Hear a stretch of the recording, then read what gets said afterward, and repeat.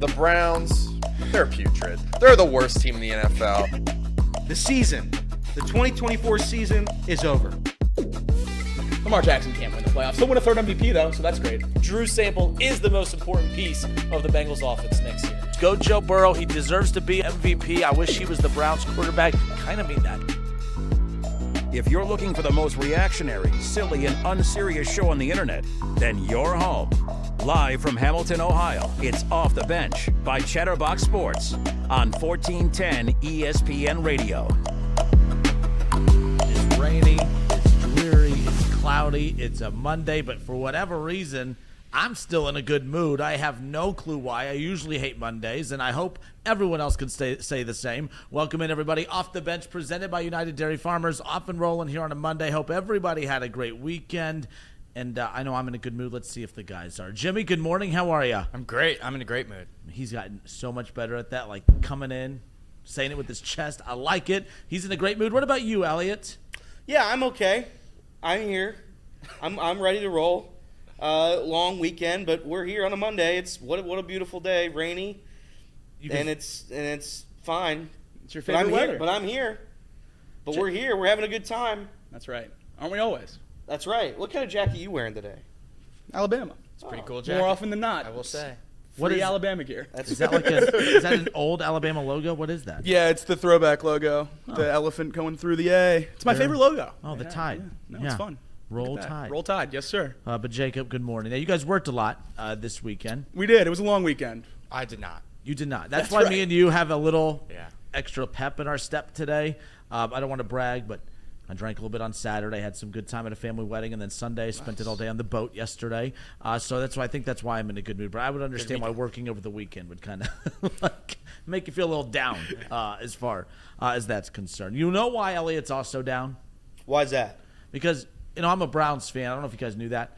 But being a Browns fan, what do they say? The Browns is the Browns. I think we're getting to the point now where we could start saying the Reds is the Reds. Because I think that in typical Reds fashion, every single time that we hope that something is going to be different, every single time that we hope that the Reds are going to go in a direction that is going to unite us, that is going to bring us all together, they do something that we all act surprised about on social media, but should we be surprised about? I mean, that's kind of the whole, like, the Browns is the Browns thing, that even when things start rolling for them in a positive direction, they still find a way to Browns it up, right? Like, that's kind of where the Browns is the Browns thing came from a bit, and that's kind of the Cincinnati Reds. I mean, it's not as if I expected them to get a sweep coming out of the All-Star break. It's not as if I expected them to all of a sudden look like a top 5 team in baseball coming out of the All-Star break. I just wanted it.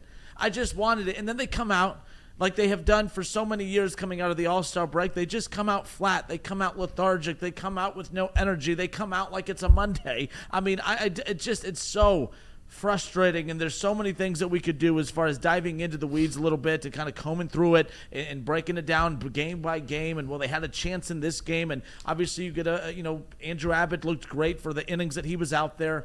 But that's what we've been doing all season. We've been finding just small little pieces to make us feel better about this team, when overall the full body of work still has us scratching our heads saying the Reds is the Reds. So, Elliot, and look at that, the sun's coming out. That's a beautiful sign. That is a beautiful sign. That's going to increase the mood in this room. But the Reds is the Reds.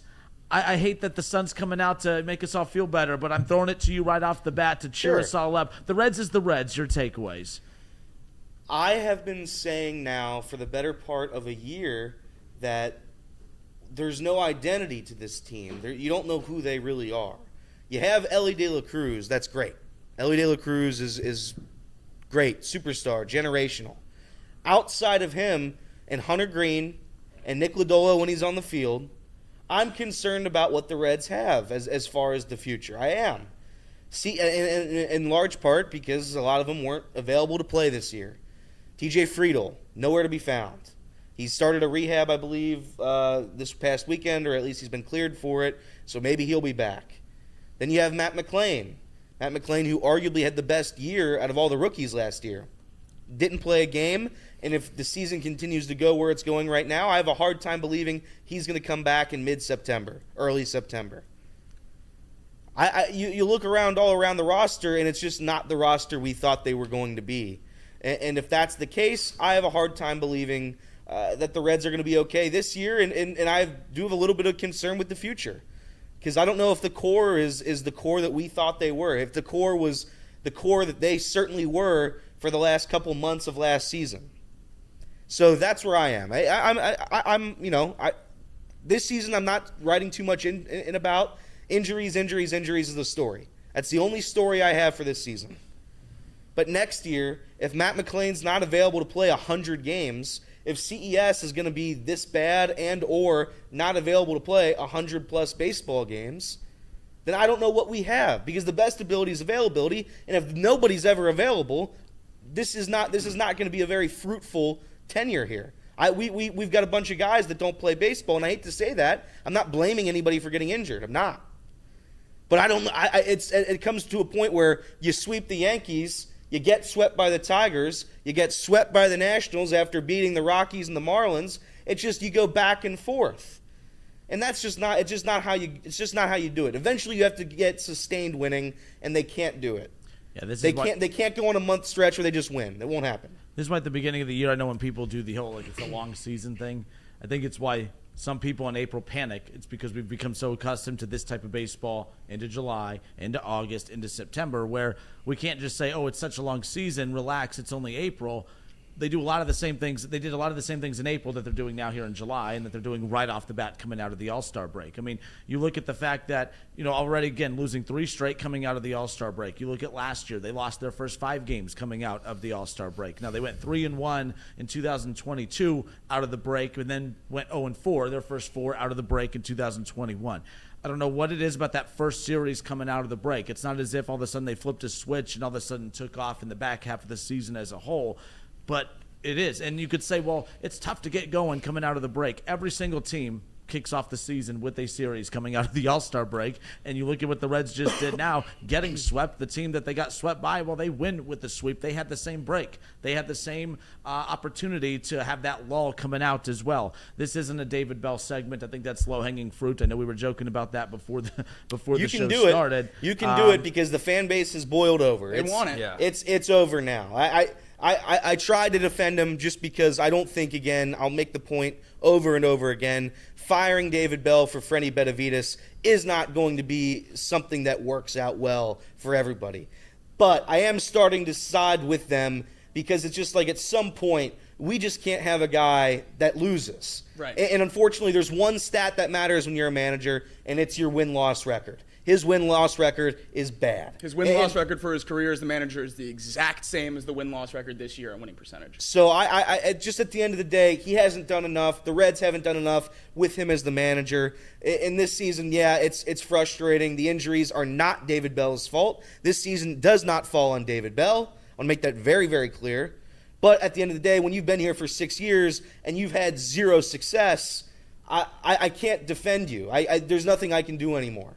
I think a lot of people confuse his managerial decisions with him being a bad decision, even though everything he does is based on analytics, and it's what 90% of managers do in Major League Baseball. Saying all of that, there's only so much you can defend a guy. And if he got fired today, there is not one single person that says, oh, why did he get fired? Oh, I miss David Bell. Nobody's saying that. And that's the biggest knock, unfortunately, against him, is that his job is replaceable. He has done I'm not going to say a bad job, but he's done a mediocre job at being the manager of the Cincinnati Reds. And that's whether or not he's had help, because certainly he's had 3 seasons in those 6 years where I'd argue he didn't have a ton of help by the front office.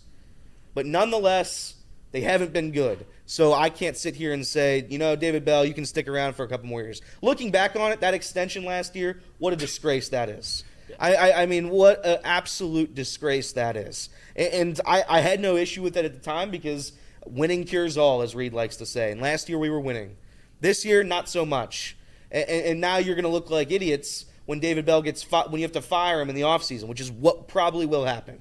Unless they can somehow find 80 wins this year, I have a hard time believing David Bell is going to stay the manager of the Cincinnati Reds coming into the 2025 season. There's just no way. I mean, he hasn't lived up to expectations at any point in time. He's credited with the second 100-loss season in Reds history. It's never really been pretty other than that COVID year where you made the playoffs and didn't score a run in a 3-game wild card series. Even then that wasn't pretty. Remember, it took the last – think it was like a big win streak. It was like the last week and a half, 2 weeks of that shortened COVID season. But up until that point, and they had a solid roster. That was the season that they spent maybe a the lot of best money. pitching staff in the league. And I mean, when you had, obviously, I mean, that was Trevor Bauer's Cy Young. only Cy Young winning season in Reds history, of course, and you had so many other weapons in that rotation. But they went on a big streak down that like final week and a half, 2 week stretch where it pushed them into the playoffs. They only finished a game over 500 that COVID shortened season too. So it's not as if they played consistently that whole time. They just got hot at the most important time, and then the bats fell asleep at the most important time come that weird postseason. And they had a hell of a performance, too, from Bauer, and they couldn't compliment him with any runs. You know, Elliot, you bring up that contract last year. I think it was around this time last year that they did it. Yep. I don't know the last time, and correct me if I'm wrong, I know it was a Friday night. It was the Reds were in Los Angeles. They were playing the Dodgers. And I don't remember – I mean, when you announce that you're extending your manager, you don't do it when your team's on the road. You don't do it on a Friday, and you don't do it on a Friday night, because you know what that signaled to me? They signaled the announcement of the extension of David Bell a year ago at this time as a Friday news dump. When your team announces the extension of their manager as a Friday news dump, and maybe that's not what they were intending, but that's how I perceived it. I'm like, why would they break this news Friday night? Like, they released it to, like, C. Trent and all the great, Reds beat reporters. They released it to all of them. I'm like, why do that on a Friday night? Why not do that coming back for a home series or coming off of a big series win? This is why last year I said, I'm not against extending David Bell, but I would not have done it then. You just see a little bit more. Yes, they were, they also had that hot month of June. They had started to level out already at this point. They had lost, the 4 straight games coming out of the break, as I mentioned earlier last year at this time. And then you give them that extension. It didn't make a whole lot of sense. Elliot, you're spot on. Not all David Bell's fault. Not everything is David Bell's fault. But again, he's been here for quite some time. And regardless of the pieces, regardless of the injuries, regardless of the excuses, everything just seems to be you win 3 or 4, lose 4 or 5. You take 2 or 3, you lose all 3, and then you'll sweep your next 2 opponents and then drop 2 or 3 to the next 5. I mean, Jimmy, it's just a yo-yo. You know what a yo-yo is, right? Are you too young for a yo-yo? No, okay. I know what a Just yo-yo making sure. Is yo-yo a generational gap? Can't be. I would imagine What not. about pogs? Oh, you lost me There we go. I don't know what that is. Yep, What? that's where, pogs. Yep. How do you spell that? Should have just left it at the yo-yo. All right, off the bench presented by United Dairy Farmers. We're done with this one. No, we'll talk a little bit more Cincinnati Reds coming up here around the corner. Again, getting swept coming right out of the All-Star break. I haven't been paying attention to the comment section. Let me take a look there. I mean, what's your vibe right now? Everyone. Vibes are low. Vibes are low. Vibes are low. People are upset about the Reds. People want some optimistic takes, but I don't think you're going to get them today. I just don't have any optimism left in my body. I've wrung it out over the last 3 months, and this weekend beat me down. Jacob asked me before the show, what if we sweep the Braves? Are you all the way back? I can't do it anymore. I can't do they swept the Yankees. They swept the Dodgers. How many good teams are we going to sweep before we just go 5-8 against every bad team we play? It just doesn't. I'm out. I'm out of hope. I'm out of love. I can't do it anymore. I'm just here so I don't get fined. That's what it is for the remainder of this Red season. I've officially reached the worst place you can be as a sports fan, and that's apathy. Yeah. I do not care if they win games. I do not care if they lose games. I do not care about the rest of this Red season. I'm going to watch them because I like watching Elly. I like watching, Jonathan India, who knows how long he'll be here. I like watching him in a Reds uniform. Yep. Will Benson made a couple diving plays yesterday. That was Benson. fun. He stinks. So I guess I'll watch that. Stu hit a home run. Whoopee. I guess that's the little nuggets are what I'm looking for now to get a little bit of excitement. But results aren't going to move me anymore. I could totally see us going down to Atlanta and sweeping this team and then coming back and losing to the Cubs or whoever we play next. Yep. So The Rays. it really doesn't matter.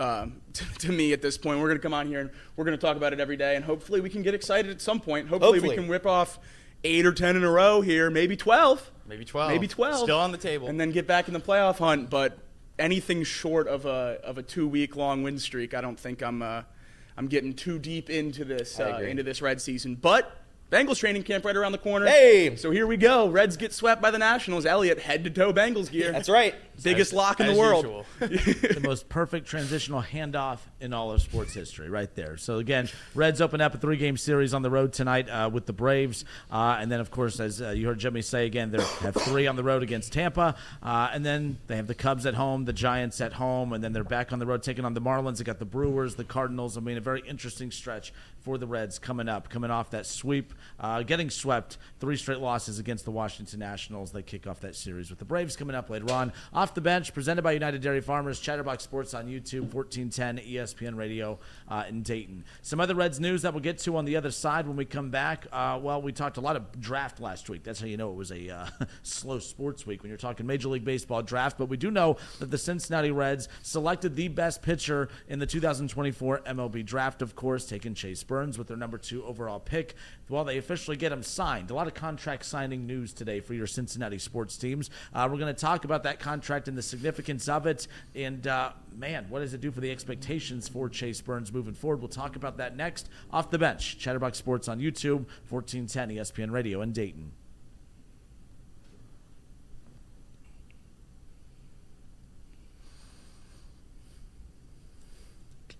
And we're back. Thank you, Elliot, for the perfect reminder that we are back again. So we had a little computer issue over the weekend. It got zapped. Caught on fire. Caught on fire. Literal fire. Yeah. Oh, I thought it was just HDMI cord, whole flames, everything back here in the studio. at the Ohio At the Challenge, back of the video board to the computer, whole big thing, big thing. Yeah, Trace was grabbing the metal and getting shocked, and it was bad. It was real bad. Oh, that's why you guys are in moods today. It was an eventful week. I just thought, it's Monday. I'll just, par for the course. I didn't know. So I didn't know actual fire. Yeah. Tangible flames. Yeah, wasn't great. This weekend's always a doozy, and unfortunately, when you go to war, sometimes you lose something, and we lost our computer. America. We lost a battle, but I think we did win the war. I think we won the war, but at what cost? But at what cost? Pretty big Jacob? cost, it seems. Yeah. Maybe the computer. So that'll be fun to deal with later this afternoon. It said hot air balloons caught the PC on fire, according to very unfortunate. But no, the cool thing is we find ways to get stuff done. That's right. That's all that matters. Solutions, not problems. That's right. That's the way to be, because there's going to always be problems. It's how you're going to navigate through them. But we appreciate everyone tuning in and hanging out with us here on a Monday. You heard it a little bit ago. Yes, the Reds starting to piss some people off, and I completely get that. I completely understand. We're 45 days away from the kickoff to the 2024 NFL season. But in the meantime, teams starting to report to camp. We got some Bengals news coming up around the corner. We'll get to Elliot's headlines. Huge Tom Brennaman news coming up around the corner. I can't tell you how happy I am for him. So with all the bad stuff that happened over the weekend, the best news of all involving Tom Brennaman, we'll get to that coming up here shortly as well. So some other news from over the weekend, or maybe it was heading into the weekend. Chase Burns, the Cincinnati Reds' number 2 overall pick, the best pitcher in the 2024 MLB draft. The Reds wasn't controversial. There were just some pieces that many people thought that had they drafted could make an immediate impact, or at least a very quick impact in the next year or two within this lineup, defensively, this, that, and the other.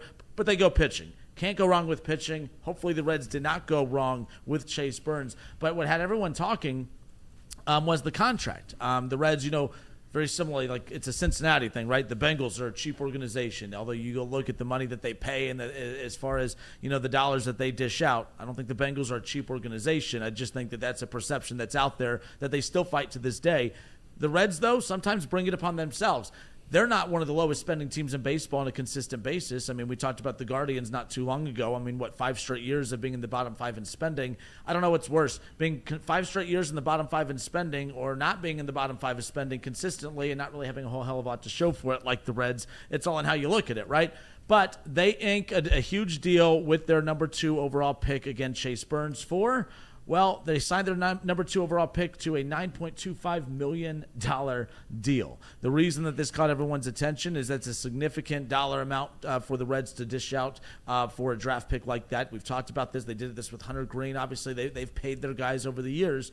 But what had everyone talking is, you look at arguably the best pitcher in baseball right now in Paul Skeens. The Reds paid more to Chase Burns, their number 2 overall pick, than the Pirates did to Paul Skeens when he signed with the Pirates. That had everyone talking. Is this just the movement of the market, in your opinion? I don't know if this is a story or not, but people jumped all over it saying, man, the Reds better have got it right. When you see that number, $9.25 million, you look at that it's more than Paul Skeens. You look at the fact that Paul Skeens is arguably the best pitcher in baseball now. What does that do for you guys, perception-wise and urgency-wise, when it comes to what you expect to Chase Burns as far as when his call-up happens with the Cincinnati Personally, Reds. for baseball, I don't like comparing drafts to past drafts because I think bonuses are very, very unique to how each draft unravels itself. So I don't like the whole Chase Burns to Paul Skeens thing just because, Fair. it's different. The way each draft goes is different. And the thing that's important to remember about Chase Burns, even though this is the biggest bonus ever given to a draft pick, it's still under slot.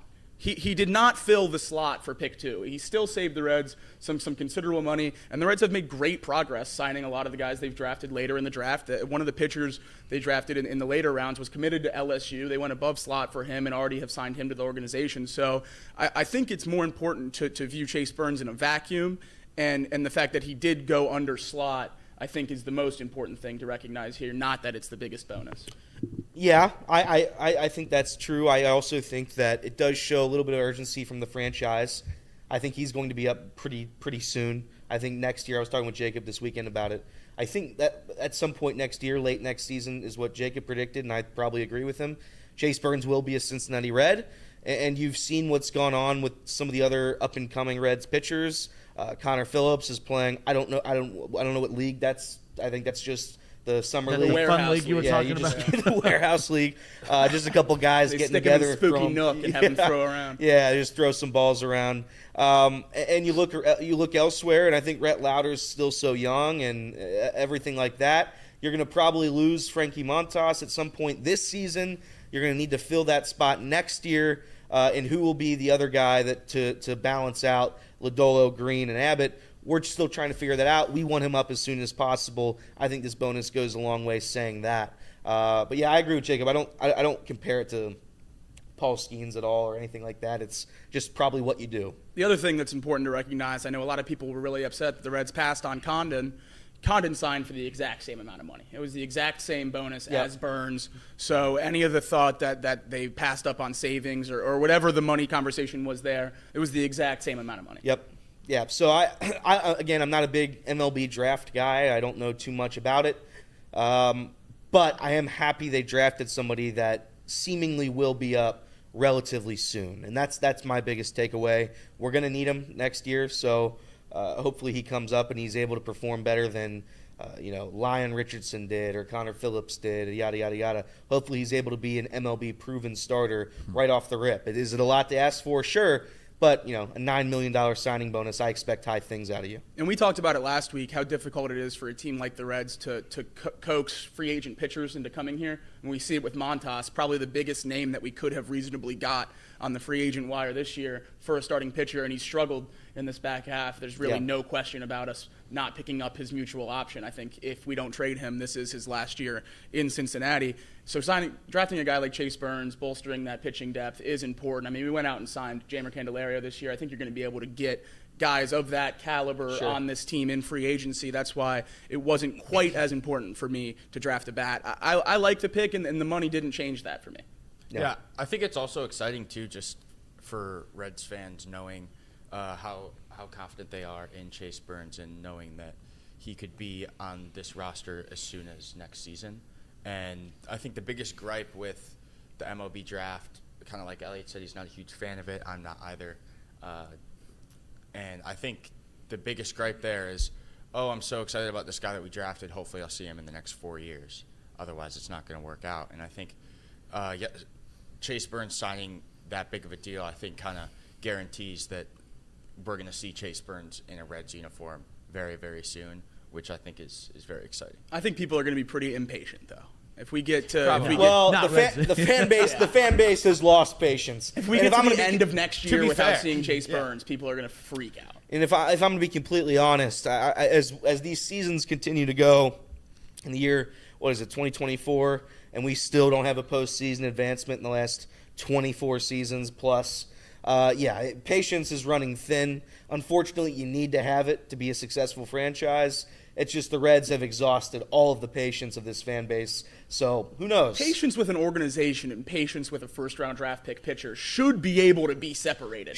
But it can't. The general fan base won't be able to do that. Correct. You should also be able to separate the fact that injuries aren't David Bell's fault. We're back? But, well, no, I just have to mention it because some people, I think, get a little confused that That's right. David Bell is supposed to be able to, it's next man up mentality. Well, if the next man sucks, then it's not going to be very fruitful. What happens when it's the next man up? Which is what we're at in about 6 of the 9 positions. That's where the right Reds now. shine. Yeah, That's where they really That's shine. That's where you find those hidden When you're a 500 baseball team Yeah. down to your third outfielder. It's when you find those .95 hitters that really get the energy going. And it's just a shame David Bell didn't coach that guy up just a little bit better before we DFA him for another guy in a week.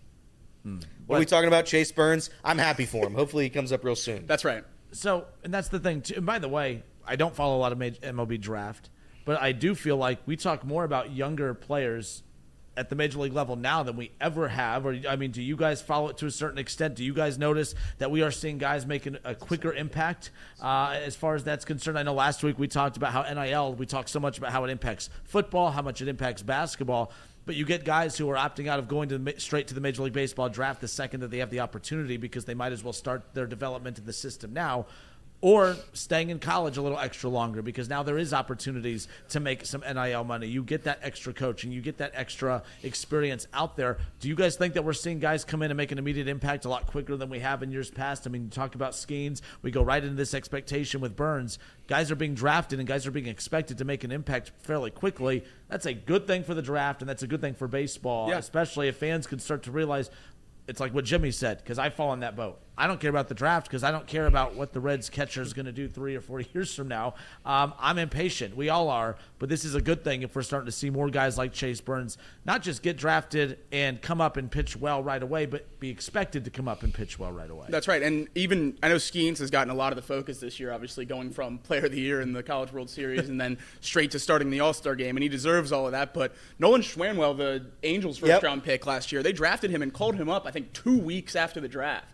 So we're seeing this happen really a lot of places across the board, not just with the big names at the top of the draft, which, again, is great. Not to get back into the NFL draft, because I know that's a tumultuous topic in this room, but that's why the NFL draft has such good ratings, is because you watch these guys play in college, and then immediately they make an impact on your favorite professional team. And the way college baseball has continued to grow over the last couple years, I think is great for the MLB, because it's going to force these teams to call up their star prospects earlier, because the fans are going to know what they have in the minors. And I think that's the biggest difference. A lot of times you see with professional teams in baseball, you call guys up and people are like, oh, we'll see if he's good or not. Now watching a lot of these guys come through the minors, every single Pirates fan knew what Paul Skeens was before they even drafted him. And that seems to be unique for this current era of baseball. Even a lot of Reds fans, though you might not have watched a lot of Chase Burns starts at Wake Forest or Tennessee, you knew who he was. You saw some highlights, whatever that may be. And I think that's the biggest difference for the MLB now than it has been in the past. Yeah, and we'll get to Drew's super chat in a moment. But with that being said, yes, the expectation for Chase Burns, especially with that money. And by the way, we can use logic. We could talk about the slot money. We could talk about the fact that we don't like to compare contracts. The bottom line is you're at the mercy of your fans, right, of the sport. So, and this is why I've always talked about the advanced analytics. Like, I know while there are some, when you guys, like, jump into that, right, like, you guys know that stuff real well. But there's not a lot of fans who are going to take that effort to do that. Right. So you're at the mercy of all the shots that they're going to take. Same thing here with this. He is going to be compared to Skeens. And you know the fan base next year, if he does get called up, and I don't think we're silly enough to expect him to be starting for the National League next year, although that would be pretty fantastic if we're having that conversation.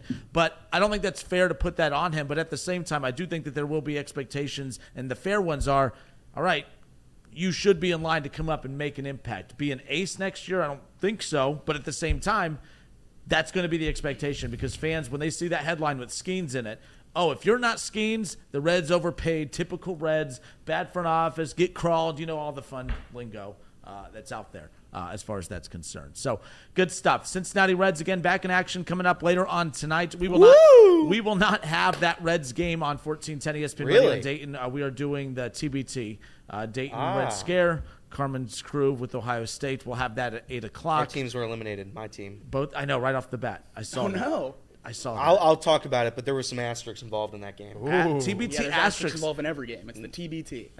45 days away from kickoff, and we're going to have TBT asterisks to talk about when we come back. That's we right. also have Elliot's headlines. We have a lot more coming your way. More Off the Bench, presented by United Dairy Farmers, Chatterbox Sports on YouTube, 1410 ESPN Radio in Dayton.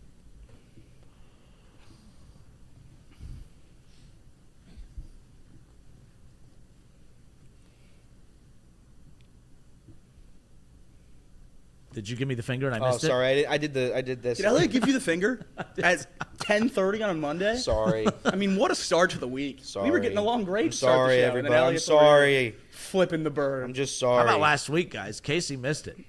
He missed it. Casey was in the chat. Casey was in the chat. Sending me half my money. I thought about that the Sending other him day. half his money back. Actually, that was like the biggest burn. I didn't even read what he said. I just saw what he sent back. I'm like, that's awesome. Like, I'm not even mad. That's like one hell of a burn. But no, hey, so everyone, I know the video quality today. We are overcoming some stuff that happened over the weekend. I see Drew Garrison's super chat. What incriminating evidence was on the computer that caught on fire over the weekend? Who are you covering for? I demand a full investigation. All right, guys, that's a good Jimmy. question. Is it Jimmy? It's Jimmy. This is a terrible bit. What bit? There's no bit.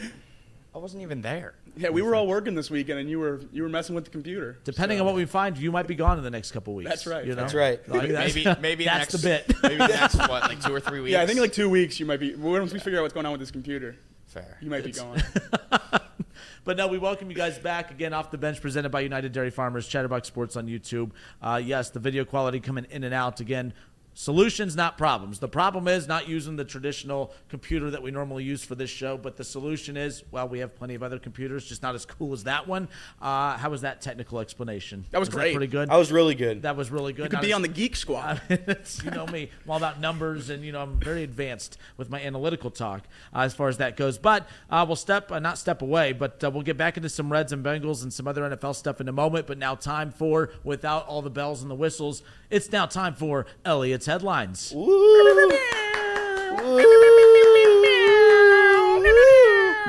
Reds got swept by the Nationals. They lost 5-2 yesterday.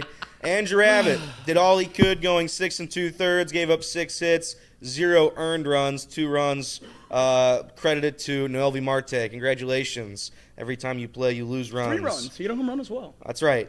Lucas Sims, he gets credited with the loss. The Reds mustered up 5 hits. Noelvi Marte, Stuart Fairchild each hit home runs. Jacob just mentioned that. Reds get outscored 18-11 in the series coming out of the All-Star break. Nothing fires up a fan base like a sweep to the worst team in baseball. News also broke yesterday that the Reds are going to be looking to dump players with expiring contracts. The focus being on Frankie Montas, I believe. Orioles were searching for Frankie Montas. I don't know if that's like a gimmick for them or Seems like the Orioles are searching for every starting pitcher that could possibly be on the market. Interesting. So they'll maybe trade away Frankie Montas to the Orioles. For Jackson Holiday. Yeah, so that seems cool. fair. That seems fair to me. They now head to Atlanta, and it's Hunter Greene versus Reynaldo Lopez. Lopez is 7-3 with a 1.88 ERA. Yikes. All-star matchup. Hunter Greene has a 3.34 ERA. If you wanted to say it's a positive, I'm not going to say it's a positive, but if you wanted to say it's a positive, Ozzy Albies did fracture, I think, his hand yesterday. So Ozzy Albies will not be a part of the Braves in this series or probably this season. Around the league, the Brewers win in a thriller over the Twins 8-7. Rhys Hoskins hit a go-ahead homer in the 8th. Eric Haas hit 2 home runs to help them in their victory. The Phillies blanked the Pirates 6-0. Tyler Phillips tossed 6 scoreless, and the Phillies avoid the series sweep. So right out of the break, the Pirates beat the Phillies. Cardinals beat the Braves 6-2. Burleson and Goldschmidt each hit home runs. Cardinals win the series. Right out of the break, Cardinals win the series against Atlanta. Wouldn't that be nice? Yankees will be playing to avoid another series loss this afternoon. The Yankees vs. Rays play at 1:10 today. In Game 4, the Rays win yesterday 6-4. Marlins, they defeat the Mets 4-2. Padres take care of the Guardians 2-1. The Cubs narrowly defeat the Diamondbacks 2-1. I didn't look if they won this series. Let me look. Let's see if all the teams in the division won their series out of the break. Hold on, everybody hang with me. We're hanging. On the edge of our seat. No, the Cubs lost. Good. All right, so they stink. too. Classic Cubs, dude. So we're with the Cubs. They stink. Good for us. Blue Jays, they came back. We already mentioned that, so never mind. Orioles win the series, but lose yesterday to the Rangers 3-2. Jonah Heim, he homered twice. The Dodgers beat the Red Sox last night. Shohei Ohtani is the first NL player to reach 30 home runs. I don't know if you saw the home run. Went 475 feet, almost out of Dodger Stadium. How hard he hit it. It was insane. 116. Yeah. Was it really? Nice, Yeah. yeah. It was 116. Love it. Unreal. The Open Championship, Xander Schauffele wins the Open with a score of 9 under par. Justin Rose and Billy Horschel come in second at 7 under. Only 9 players for the tournament finished below par. So the course wins another at the British Is Open. this the funniest set of majors ever? Masters was incredible, very Yep. tough course. Pinehurst 2 was incredible, very tough course. Troon was incredible, Yep. very tough course. And then Valhalla. Valhalla. Minus 22 to win it. Minus 25, minus 30. I mean, what a Okay. joke. They tried their best, though. It was the toughest aggregate major by cut line for those 3, and then Valhalla made it like bottom 5. Ugh. Who won? It was Bryson who won Valhalla, right? Who won? I thought Schauffele He won. won Pine. Schauffele won Valhalla. Okay, Schauffele you're won right. both. You're right. Now I'm remembering. Olympics. LeBron is the flag bearer. As voted on by his fellow Olympians, he is the first male basketball player in history Jordan to could get the never. honor. Jordan could never. Was never the flag bearer for Team USA in the Is Olympics. that new? Is that something that they just It started? was announced this morning. Yep, voted on by his fellow Olympians. But like the flag bearer, like has that Nope, always been? every Olympics. Yeah, it's just usually track. So Jordan never No, got it. Jordan Never never got got it. the nod. Jordan never got the nod.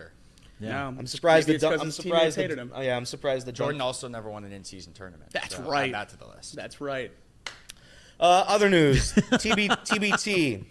I was trying to find a box score, can't find it. I guess they don't have box scores. I looked at their website. Sorry, Mouse Cop. I looked at their website, and it's only from 2023. So brutal. The Bearcats lose, or I guess the Nasty Natty team loses to another team that I don't know, team something. Here's the asterisk. All the players couldn't be there due to flights. The Bearcats had 6 total players. Really? 6 players. I think Jaron Cumberland, I'm not kidding you, at one point in that game was 0 for 18. Ooh, I didn't think about that. Forgot. 0 for 8. 0 for 18. Xavier also lost. The team they played was, I don't know the team they played either. But Xavier, unfortunately, or whatever, zip them up. They lost as well. They did, I believe, have a full team, though. I didn't think about all the travel issues with everything that went on with the airlines over, or at least that Friday, setting up some of those matchups. I did not even think about that. As far as that goes. But, yeah, that's the asterisk. But Cumberland, too, that was the guy that everyone was keeping an eye on, did not play well. Yeah. You know, shoulder's only so strong. 0 for 18 is tough in a borderline CYO game. I'm going to tell a quick story. You're a CYO guy, dude. I played CYO for 2 years in high school. My second year, I was so bad. We were up, I think, 25 on this team, and I had contributed 0 points. So my coach is like, fourth quarter, it's going to be Elliot's. Elliot's just going to play the entire quarter. Every shot has to go to Elliot. So they would throw me the ball. I would chuck up. I'm not kidding you. I want to say I missed 15 shots in the fourth quarter. All of them. Layups. I was missing layups. I think the other team was trying to get me to score. And it was sad. It was the most humiliated I've ever been. But as I'm walking off the court, we're up by 20, and I'm just dribbling out the clock. With about a second left, I'm walking to the bench. I'm like, you know what? Let's just throw up a half-court hook shot. I kid you not, it swished. So I walk off the court, hit a half-court hook shot as time expires, I think, again, to win by 35. And I think we mobbed the court. It was at St. Dominic. Shout out to St. Dominic. That's incredible. Athlete. Very good story. Love it. Well, see, when I was a freshman, I didn't play. I know you look at me, you think, oh, man, he had to play in the league. I did not. Yeah. But, I had my glasses. I was a real nerdy guy. I had one of them little straps to keep your glasses on your head. Our team was out of timeout, so my coach tells me, hey, we're coming out of this timeout. We have no more, but I want to see what they drop. So he puts me in, and I always got made fun of because my lens would always pop out. And he goes, I don't care what you need to do, but get that lens to pop out when you get out there because they have to stop play. And then when they stop play, they have to take me out and put someone else in. He saw what they drew up. We knew exactly how to stop it, and I won us the game. It was awesome. That's awesome. MVP chants just echoing through all the parents in the stands. While you're picking up your glasses. Oh, yeah. Couldn't see it, but they told me it was great. So, That's great. Yeah, fantastic. A lot of athletes in this room, as far as credibility goes. More of Elliot's headlines, sorry. No, We're trying that's to out-unathlete. No, there's not. Me and Elliot just here trying to out-unathlete one another. This is good stuff. Yeah, that's what that was. I can assure you there's no more headlines. There are no more headlines. We tried our best. The TBT did happen. Any soccer thing? Oh, FC lost again. That's FC what did happened. lose. Again? Did they play their players, though? Did they play their best I don't know, players? actually. I don't know if they played their players. Casey, do you know? Casey can't hear. Don't pick him. He's not in the mood today. He's not in the mood I was today. the first one to do that today. All right, hold on. Let me see. Da-da-da-da. What are you looking for? Because it's not like you would know the names. Yeah, I don't know. I don't know what I'm looking for, really. They lost to the Red Bulls. So they lost 2 in a row now? Three in a row. 3 in a row. Charlotte. Trouble in paradise. They Charlotte. beat Inter Miami. Inter Miami didn't have any players. They beat them 6-1, and then they've lost 3 in a row to, I think, really bad teams. Charlotte, Chicago, and Red Bulls. Those are all bad teams, no? Does anybody know anything about this sport? They're not great. I don't think anybody does. Red Bulls aren't bad. They're not good, but they're not bad. They have 10 wins, 11 draws. No one cares and about the 4 Red losses. Bulls, but when college football teams want to name themselves after a sponsorship, people get all upset. Yeah, that's true. There's just not enough money in college athletics. I guess. That's They're what it is. still second in the table, so it's okay. Yeah, but we tried. All is right in the world. I was trying to think of anything else I watched. I didn't because I was working all weekend. But anything else I watched? I watched Twisters last night. This is a headline. Oh. I went to see the movie Twisters. It's the tornado movie. Very fun movie. I heard that people like it because there's no nothing sexual.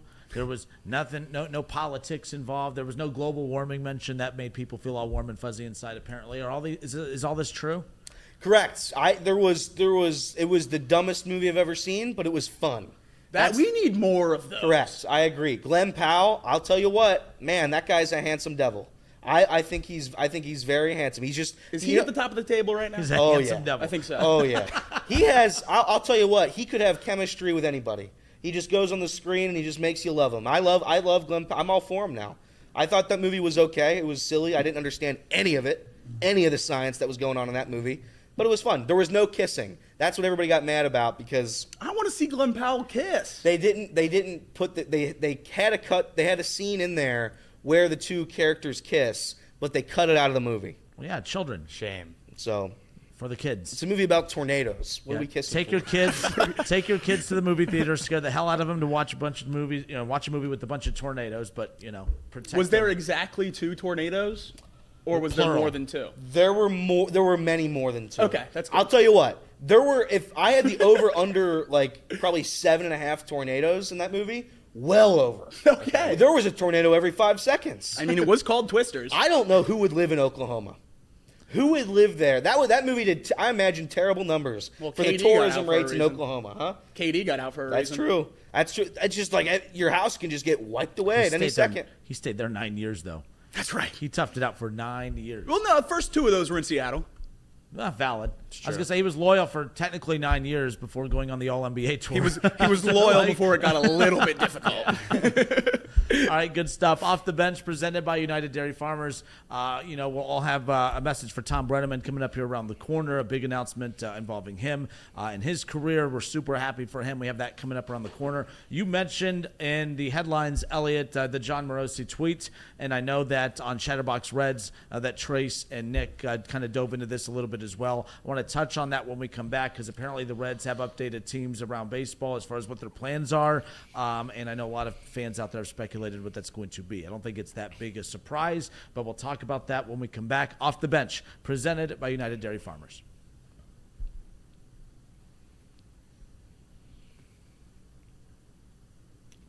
All right, and we are back. Justin Kinner, we got Jimmy, we got Elliot, we got Jacob. We do have a form of Casey. He's holding us down right now, taking care of everything behind the scenes, making sure that we find a solution to the problem. The main computer caught on fire. The solution, Casey is sick, but he is here holding it down. We appreciate Tim. Welcome back from your vacation, man. I know you can't respond, but we are glad to have you back and excited to be with everyone hanging out this Monday morning. What were you going to say? I noticed Casey is a little bit sick this morning. I leave for vacation. I made a deal with the devil, and I'm going to be gone on Thursday. If I get sick before Thursday, I swear to God, I'll sue. I will sue you, and I will come to your house, and I will sit there, and I will protest for a week and a half. You're good That's at what I'll- protesting outside of establishments. Oh, I will. I'm great at it. Do you remember my protest outside of GABP, Kinner? No. big time. Oh, it was it a bit? Was it this year? Was this a No, thing? it was after the Winker trade, after the Winker Suarez. Oh, you after let they that? sold- Which, pretty good trade. Yeah, Winker's a 3 war. Winker's What's like a Winker's 3 war war this year? player. On the third team since then? He's on his third team since Jesse that trade. Winker. Yeah, but it took a while. He's home now. Yes. He found his home. While he looks that He's up, going to get moved for sure, right? Yes. Yes. He doesn't even play anymore with James. Come to the Reds. A return? Can we bring home Jesse Winker? and remember Duvall did the same thing. Remember when the Reds traded Duvall? Duvall was not very good, and then all of a sudden just turned into this massive power bat that everyone was like, what the hell The happened? Braves kind of do that, though. They do. They get bad bats, and they just turn into all-stars. The Braves and the Dodgers. I mean, Ozuna stunk on the Cardinals at the end of his tenure. Yep.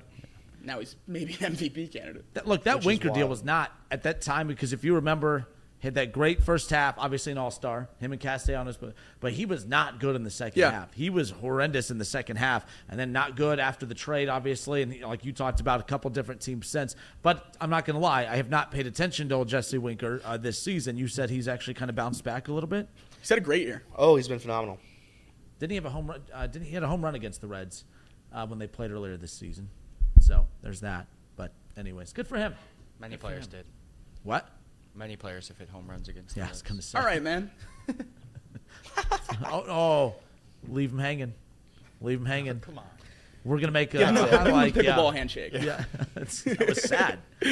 So John Morosi tweeted out, according to his sources, and I laugh at this because I think we are a bunch of nobodies here in Hamilton, Ohio, and we know what the Reds are going to be doing coming up. But according to sources, okay, he's going to keep those sources close to the vest. The Reds, who were, and he had to include that, swept by the Nationals this weekend. Actually, that's a key piece of information because I think we were all kind of hoping if the Reds came out hot, maybe all of a sudden they'd be kind of incentivized or at least pushed or at least convinced to be aggressive at the deadline. I think we know it's making it a little easier July 30th or 31st, whenever it is coming up here in under 2 weeks. The Reds, swept by the Nats this weekend, are indicating to teams that they are willing to move players on expiring contracts. Not a big surprise. As you guys talked about during headlines, the Orioles are among the clubs with the interest in their pitching, including Frankie Montas and Nick Martinez. I know that Trace and Nick had gone back and forth about this exact tweet on Chatterbox Reds, and I thought both made great points. I think that we've been talking about this for a while. If they move on from these guys, it makes a lot of sense. I don't think anyone looks at this Reds team and thinks, oh man, if they could just add one more piece, they're a World Series team. They're quite a few pieces away from that. But mathematically, still in the equation. So you have to weigh a lot of your options. I think it's smart to move on from expiring contracts, but at the same time, you look at Frankie Montas, he's not doing himself any favors. He looked horrible coming out of the All-Star break, so what is his true value going to be? I thought Trace made a good point when it's not like he's urging the Reds to keep these guys, but if you're not going to get anything of value in return, you look at the fact that the Reds are still within single digits of a wild card spot. It's like you might as well try to, if you're not going to get anything of significant value back, you might as well not just try to bury your own team. You might as well at least give them a fighter's chance if they're mathematically still in it. If nothing you are offered, blows your socks off as far as that's concerned. So I'm kind of in between on this. I know we're supposed to have takes. I'm going to be fine no matter what they do. I'm not going to be upset if they move on from pieces at the deadline, but I'm also not going to be upset if they don't move these pieces because I think, like what Trace and Nick said, if you're not going to get anything of significant value back, you might as well just count your losses and at least give your team a shot in the back end. And I started looking at the standings right now. It's not really about the standings, but if you just look at the recent stretch of games for teams kind of coming into the break, coming out, look at all the teams in the wild card push right now. Outside of the Pirates, who are 8-2 in their last 10, everyone is 5-5 or 6-4. The Reds are 5-5. Everyone else 6-4. You have the Pirates, who are 8-2. Nobody is trying to win this damn thing. Nobody is trying to secure those final spots of that wild card spot. And we've talked about the Reds having so many opportunities, blown opportunities at that. I'm just so wishy-washy. I'm usually not a wishy-washy person. I'm so wishy-washy. I think it's silly to let the numbers of the wild card spot fool you, but at the same time, if you don't get anything of true value back for Montas and those expiring contracts, at least give your team a chance at the end of the day. I'm fine with whatever decision they make. I think I would be too, but only if the buying works out. If we buy somehow and put pieces into this team and it still looks as bad as it's looked for the last, however long, 3 months, other than, a week here or there, I'm going to be really upset. I mean, I think the team that you're banking on being a contender and playing, playoff baseball later down the line isn't out there. So bolstering this lineup to be competitive, I understand that that'd be great. But the only two options that I really think I would be okay with are selling and sitting still. I think if you're not going to get a return for some of these guys, keeping Montas to be your fifth starter, fine, that is what it is. I don't really care. If you can't get a great return for India, obviously keep him. He's a crucial piece to this team unless you can get something that blows you away in a trade for him. And other than that, I don't really know what else we can move. We talked about Fernando Cruz last week, and then for about a month now he's been horrendous. So I don't know what teams are going to give up for him. Nick Martinez has been thrown around. I think that would be someone that teams would be interested in just because of the role he plays as a, you have an opener, long reliever type of thing. There's not many guys that are great at that role in the majors, and so he would be, a good piece for a contender. But I would be pretty upset if they went and bought other pieces to try to supplement this roster when you're really talking yourself into a facade here with the NL wildcard rankings. I mean, this team is not good enough to compete for a World Series. You might sneak in a terrible National League, but there's no reason to mortgage the future on a couple rotational players for 2024. I would either sit still or sell.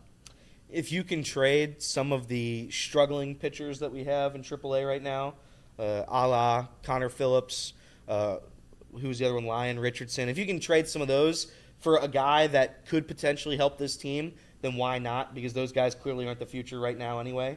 But if you're going to actually trade like decent pieces, then yeah, I'm out. Because what are we fighting for here? The ship is sinking, and it's not going to get better. There's no what's that guy who had the tape on those commercials? He has that super tape when the water. You ever see those commercials? I'm letting you drown. My bad. Flex Seal. I think it's called Flex Seal. He would come in and he fixed the water with slaps the wall. Yeah, there's none of that. We're out of Flex Seal, and the Reds ship is unfortunately sinking for 2024. We can keep it afloat for as long as possible, but this ship will sink. It's just a matter of when. And I hate to have that outlook, but that's just what it is. There's no cavalry coming here. Matt McClain maybe comes here early September, mid-September. But at that point, I'd rather him just have the whole year off so he can be ready to go for next season. What do you gain from putting Matt McClain in the lineup in September when you're 10 games below? Nothing. You get nothing. You risk him. You risk the key of this offense potentially. The most consistent player last year getting hurt and setting him back for a year next year. In 2025, where you're hoping to compete, which I just don't think is worth the risk at all. And I think when we say sell, again, people confuse sell with like quitting. When you're selling guys like Frankie Montas and Fernando Cruz, you're not giving up on the season. You're just making moves for old veteran guys that, if I'm going to be completely honest, how much are those guys going to help the Reds down the stretch here? Probably not really much. So yeah, I'm okay with selling. I'm okay if they buy. I'm not going to fault any team ever for trying to continue to keep their season alive. But at the end of the day, it comes down to what are you fighting for? And I think Nick Kroll in the front office knows that they're fighting a lost battle here. I'm with you. And look, I don't think anyone says, man, they have to keep Frankie Montas for the sake of this playoff. Right? They have to keep Cruz. But to your point, again, it's all about the perception of how people perceive things. Moving on from those guys, you're right. Like, no one's saying, man, that's our key to the second half. But when you do start moving off from pieces and you're saying, well, we don't need them for the back half, that you're kind of telling your fans, like, we don't actually see, it's kind of just you're sending messages to your fan base as far as that's concerned. Like, if the Reds were leading the division, if the Reds were in it, I know what you're saying. I agree with you. All the reasons that you should move on from Montas and these others, those same reasons would exist even if they were sitting atop the division, but we wouldn't even entertain those talks if they were, more in the driver's seat. I think that's why it's perceived as kind of throwing in the towel in the season if you're moving on from them at the deadline, because there is a scenario where you don't even talk about this. That scenario is not happening, which means they're signaling, we don't think we have a chance. And I think that's really what it comes down to. But you're right. I'm talking in terms of moving on. If they keep Montas, keep these pieces, that's great.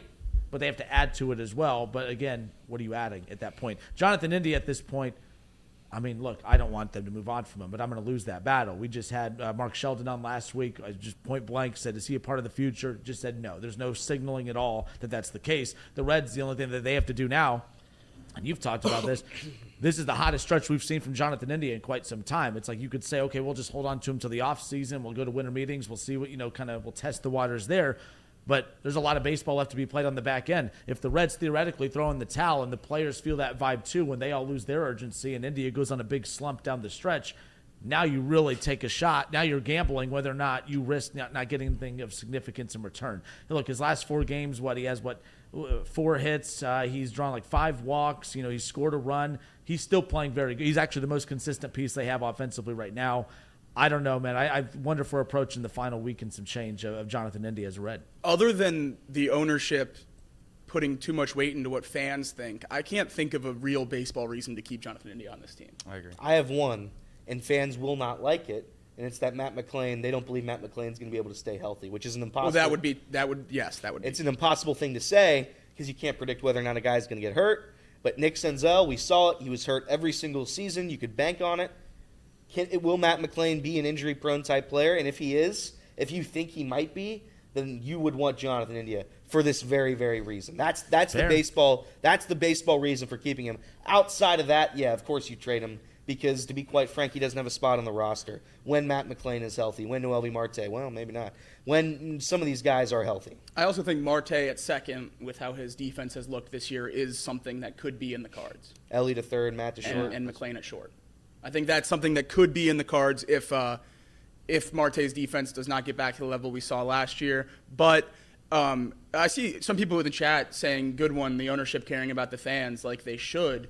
I think it's a great thing that our ownership doesn't seem to care about what the fans think anymore. I mean, fans were so upset about the Suarez and Winker trade, and that turned out great. People were so upset about the Castillo trade. That's turned out great. You're right, though. I adore that this ownership doesn't seem to bend down to fans anymore. Fans want Joey Votto back on a $20 million contract. Yeah. Thank God we didn't do that. Like, I'm very, very glad that this organization is operating how that they view they can be the most competitive.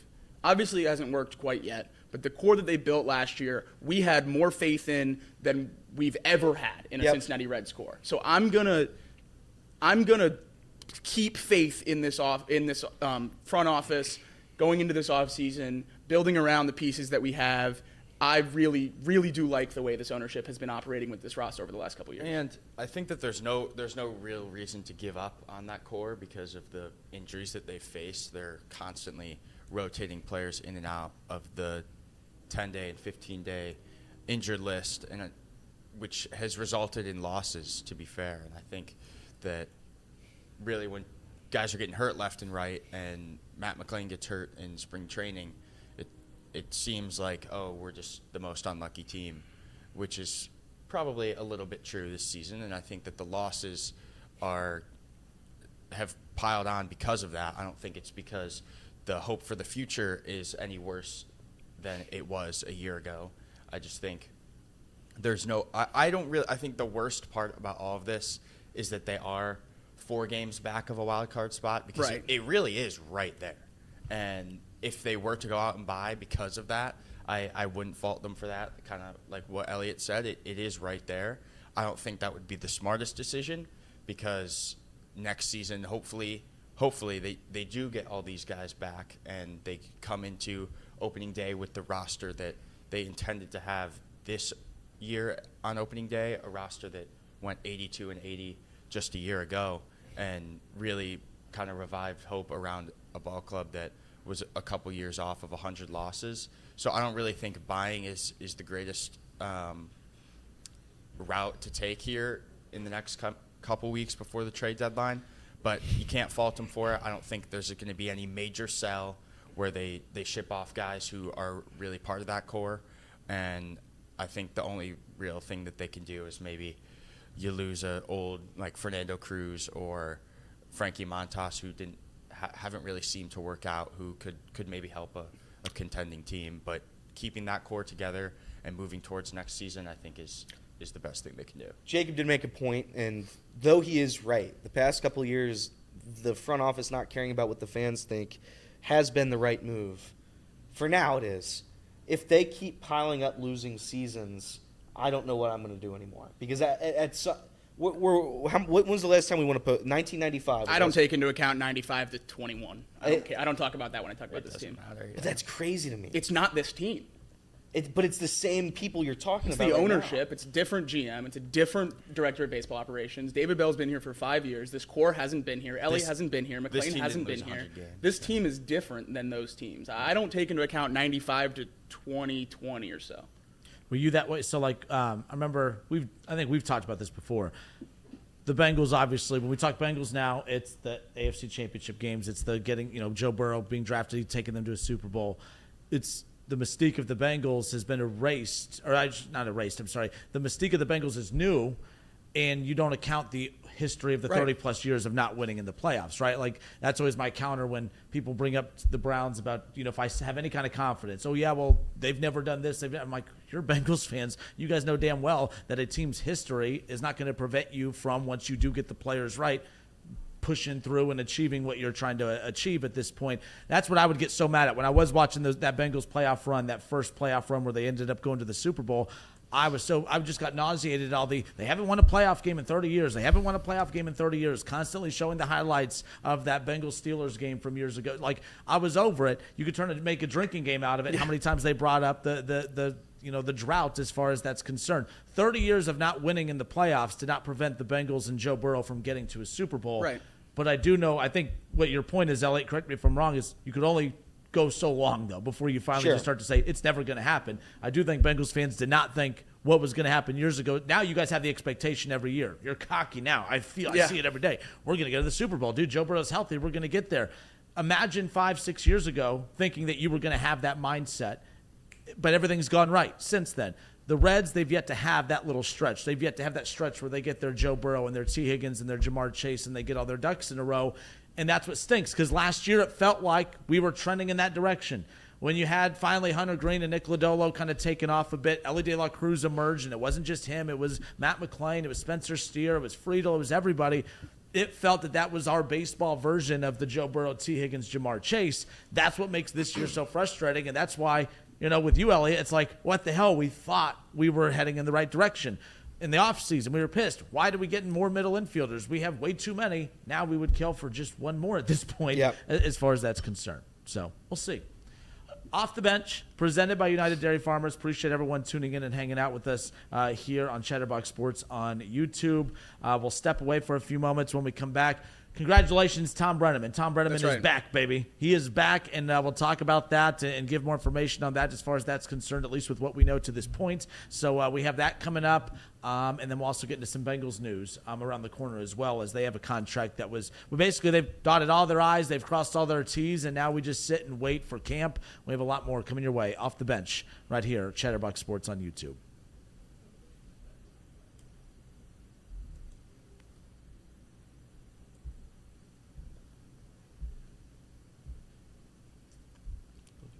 So now, so that's the 4 radio segments. Again, now we're just hanging out with the guys on the tube of the U, as far as that goes. No, seriously, the fact that we're able to find ways to get this show done without that computer is pretty cool. So everyone, I think it's cool seeing how many people have continued to hang out. Yeah. I did not think people would stay based on how this show looks, so thank you very much. That's why I was like, yes. It's gotten much better. Well, mine looks better. It looks better for like a couple seconds, then it goes away and dies. But at least that's what I've been keep trying to refresh the thing to hopefully keep it look at least semi-decent. But yeah, it's been brutal. But thank you everybody for tuning in. Sorry, keep hitting the like. Keep hitting the like button. Yeah, that'd be great. More positive Reds news, but hit the like button. Hit the little thumbs up down there. It'll help us out tremendously, and I'll appreciate it. Ads. So I'll start with Pawnee. And then somebody else can do the other ones. We'll just do 3 of them. Pawnee, the greatest tasting water in the world. PAHHNI, water.com. Everybody go there, PAHHNI.com. Go there, Pawnee Water. It's the greatest tasting water in the world. We can't thank them enough for being a sponsor. God bless America. Rip your encore, and then I got game time to finish it out. Oh, someone else do it. Encore Technologies. Go to encore.tech. We love technology, and so do you. So Encore for Encore Technologies. Productivity. That's right. And then finally, take the guesswork out of buying tickets with Game Time. Download the Game Time app, Create an account and use code OTB for $20 off your first purchase. Terms apply. Again, create an account and redeem code OTB for $20 off. Download the Game Time app today. Last minute tickets, lowest price, guaranteed. I used Game Time over the weekend. Ooh. I bought tickets for Thursday night. Hardy. Yes. I'll be there, and I'm very excited. I will also be there. I will probably get pavilion seats up close. I would like to see Hardy close and personal. And I thought the tickets were pretty reasonably priced on Game Time. So I'll be there. I'll also be seeing a concert Tuesday. Look at you. As AJR is in town. So I'll be seeing 2 concerts. Concert guy. I am a concert guy this summer. It's been the summer of concerts. I love it very much, and thank you very much to Game Time. And then for Mouse Cop, I know he's been clamoring for some TBT talk. Tonight at University of Dayton Arena, just $42 via Game Time. And then tomorrow at Fifth Third, just $40. So Mouse Cop, go watch you some sports. There you go, Mouse. I was looking at Reds tickets for next week against the Cubbies because Reed's Cubs will be in town. Of course. Definitely want to go out there. $11. I like Wow. that. $11 for. Maybe when we get swept by the for every Braves, game. it'll be $9. Yeah. That'll be good. They should $9? make beer $1 on Tuesdays for the rest of the year. It should be free. Bring Well, back what would they do in that- Cleveland? 25 cent when they 25 cent. trampled everybody. Oh yeah. We need to do that. That probably wouldn't be a good idea considering what happened earlier this season. That's fair. What are you talking about? The guy who stormed the field. backflip, Oh, I see. taser. And they were $3. There's a sick backflip, though. It was cool. It was cool. Yeah. Is he banned for good? I think for the rest of the year. Rest of the year? I think for the rest of the year. That's is what cool. I read. Oh, from the streaker. From GABP, yeah. Yeah. So see, kids. You do it once, they kick you out for the rest of the year, but you can do it again next year. So there you go. Alex says, can someone explain Yacht Rock? Yacht Rock was the opener to the opener for the Train concert I went to. That band only plays like classic cheesy 80s songs. Listen, if you're into classic cheesy 80s stuff and they're all dressed weird and funny like they're back in the 80s, you'll like that. If you don't like cheesy, corny 80s songs, you will not like them. But nonetheless, I didn't mind them. I think yacht rock cover bands are fun. I usually have a good time. You got to be in the right mindset. Yeah, you got to be. I have a good time. I like yacht rock. Yeah, probably got to be pissed drunk. But If I'm at a concert. well, I just like Usually. Yacht Rock. It's just like that was putting me to sleep a little bit. If I'm going to be completely honest, but this specific band, I think they made it big, just covering 80s songs, and the lead singer could sing a little bit. He had a good voice. They did Africa by Toto. It's a good song. That is a good song. It's like their third best song? Toto? Yeah. No. Africa is not Toto's best song. Wait a minute. We need to get Rabbit Holes presented by. That's definitely This the best rabbit song. hole is presented I feel by. like that's like the only That's one. 100% that the I best know. song. Hold the Line is much better than Africa. Absolutely, it's not. Can you sing it? No. I Hold can't sing the Africa line. either. See, he doesn't even know the words. How big of a song is I that? don't know Africa either. How do Yeah, Africa's we all just hear the same Africa's little jingle in our It's head. just the same jingle. I don't know the words. Yeah. I was third best? Will you apologize for saying third best song? I don't think Africa's their best song. Africa's the only song. Apologize by for Toto that I third know. best song. No, I'll find another one. Before No, the this show. is an opportunity. You don't know another one. Hold the Line's definitely better. Give him his own. Give him a taste of his own medicine. You need a. Is it the worst take you've That ever is heard? like the Yeah. worst Yeah. take. Like seriously, it's the worst take. Like If make him Toto feel was small, the dude. NFL and I was trying to ruin their If career. we can clip it without, if we can clip this show without it looking like it was filmed on a potato, I will clip that out today. Oh, I love it. But unfortunately, I think it's going to look like potato. It doesn't look that bad. Yeah, you keep saying it looks bad. My computer looks- looks what does yours look completely normal. Yeah. Mine looks terrible. Mine's completely normal. Mine's terrible. It's every once in a while it kind of goes all frizzy. Someone said Minecraft. It goes on Minecraft after a while. But keep hitting the likes. Keep hitting the likes. We appreciate that. As far as that's concerned, but no. So that's why I said a little bit ago. I was like, man, people are going to jump out of this in a heartbeat. Oh, And, yeah. they haven't. So thank you. That does mean a lot. Appreciate that. So. I think we got all that out of the way, correct? We got all the ads done? Okay. Shout out Casey, everybody. Everyone give Casey.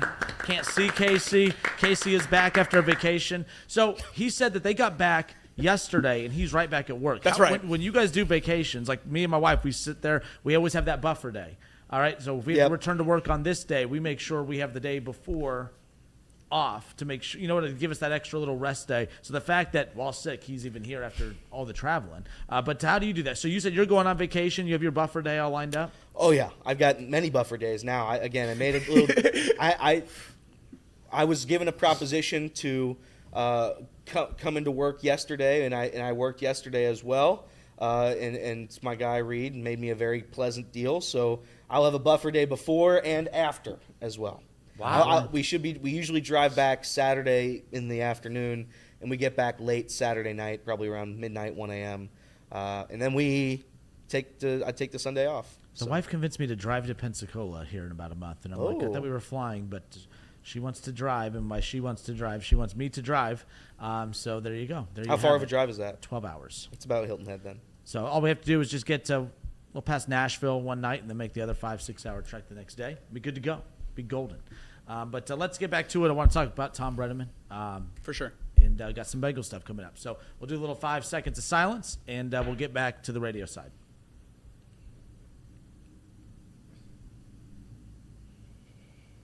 All right, and we are back off the bench, presented by United Dairy Farmers, Chatterbox Sports on YouTube, 1410 ESPN Radio in Dayton. Happy Monday. Hope everyone had a great weekend, and we're off and rolling. I tell you who had a great weekend, and it was really cool for all of us here. I'm the newest, I believe, of everyone here, but you guys have worked with Tom Brennaman for quite some time. But I do know the aura of Tom. When I first I shouldn't say I first met Tom, because I've met Tom many years ago working with the Reds and everything else. But seeing Tom here, I couldn't wait to see Tom here. I couldn't wait to work with Tom here. I know at the Memorial that was such a great time. But to see the announcement yesterday that Tom Brennaman returns to national broadcasting with college football games on the CW. All right, that was announced over the weekend, and it was really cool seeing everyone's kind of, right away congratulating him. I know if you follow Trace on Twitter, I learned a lot in that whole post. I didn't know how the whole relationship with Chatterbox and Tom kind of came about, so I learned a lot as far as that's concerned. But to see Tom be as loyal to Chatterbox as he was over the last couple of years, and for me to come in and just see how he interacted with all of you guys, and to see him work with his son Luke, and to see him be patient to continue to be the guy that he is, and to finally get back in the saddle a little bit. I can't wait to hear him call college football games coming up. When I think of Tom's voice, I automatically think of baseball. I think of Reds games right off the bat. Obviously, that's what I kind of grew up with as far as Tom goes. But football is very much so in his blood, and I'm super jacked to be able to hear him call some college football coming up. I'm curious your guys' thoughts on this, but the perception of Tom, when I thought of the Brennamans, they are the two most intimidating figures. I love doing interviews, right? But I get so nervous when I interview those two. Tom intimidated the hell out of me. Marty has always intimidated the hell out of me. One reason why I'm a big fan of Elliot before I even knew him is because Elliot's just sitting there just as loose as could be talking to Marty. And I'm like, I'm intimidated as hell to talk to those guys. My favorite thing about both Brennamans is that when you meet them, they are not who you think that they are. They're not that intimidating. They don't have that intimidating aura that you would think that they would based on the work that they do. And that's my favorite part about both of them. But Tom is the most humble. He's just so easy to work with. Watching how he's interacted with you guys, I'm jacked. I can't wait to hear those pipes back on the call for college football this coming up fall. But again, you guys have worked with him way longer than me. And to get to see you guys work with him over the years has been pretty cool. Yeah, I remember my first day coming in here working with Tom, and for a little bit, I was just sitting in the corner quiet. I was like, holy cow, that's Tom, right? And, once you get over that hill, you start talking to him, you realize he's a normal guy who treats everyone with respect, and he's a joy to hang out with. I mean, obviously it's been a working relationship, but up at the Memorial, we got to spend some time outside of the office, doing some more fun things together, and got to see Tom in less of a professional setting, and that was super cool to kind of just, hang out and get to know him on a little more personal level. It was really cool, obviously, to see him on Chatterbox this whole time. But I think the goal has always been to get him back in the booth. And that's kind of what Trace alluded to in his tweet. And seeing that come across yesterday was such great news, because that's where he belongs. That's what he's best at. He's incredible as a broadcaster. It's so many great memories, football and baseball, for me, have Tom's voice intertwined with them. So I couldn't be happier for him. So glad to see him back in the booth, and hopefully just climbing upwards from here. When I first got this job, I didn't know what my role was going to be, and I came over, and I thought I was going to be like the social media guy. I wouldn't be on the show. I would never talk. I would just be behind the scenes, clipping stuff up for them, and just doing a regular 9-to-5 type of sort of job. That quickly changed. I would say about a week in, I started coming in, sitting on the show, and immediately Tom welcomed me, and it was pretty much right off the bat, it was like talking to a friend you've known for a long time. And it wasn't that. This is a guy who's had a legendary broadcasting career who I was now working with. I'm a coworker with Tom Brennaman, and that really set in a couple weeks into this job, and it's kind of crazy to think about.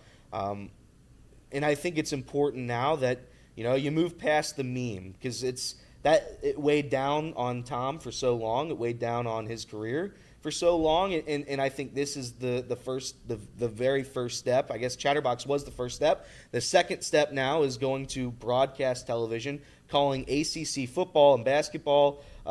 So he'll be doing that for the CW, and that's so cool to see. And yeah, I couldn't be more happy for him.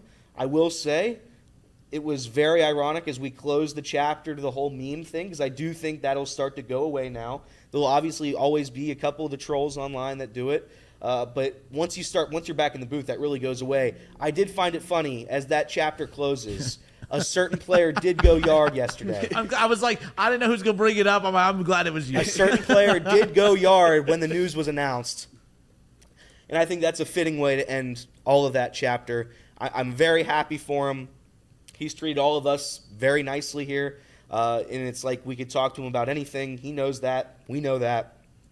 Any bad thing you've heard about him, and I think that comes a large part of it, honestly, is because when you're a broadcaster for the Reds, a TV broadcaster, and I think Sadak is getting a little bit lucky here with the special players that he has. And this is no knock on John Sadak. He's done a very decent job, an admirable job. But I think a lot of Reds fans got frustrated with Tom because they were really frustrated with the Reds, and Tom was the one delivering the bad news night in, night out. So they were like, who am I going to blame? I'll just blame the guy talking about it every night. And that was Tom. And I think a lot of Reds fans got frustrated with that, and they misplaced their anger to Tom, opposed to they should have been mad at the franchise who doesn't win games. So I think that played a large part into it. I'm very, very happy for him. It's good for Tom to be back on broadcast television, because he should be.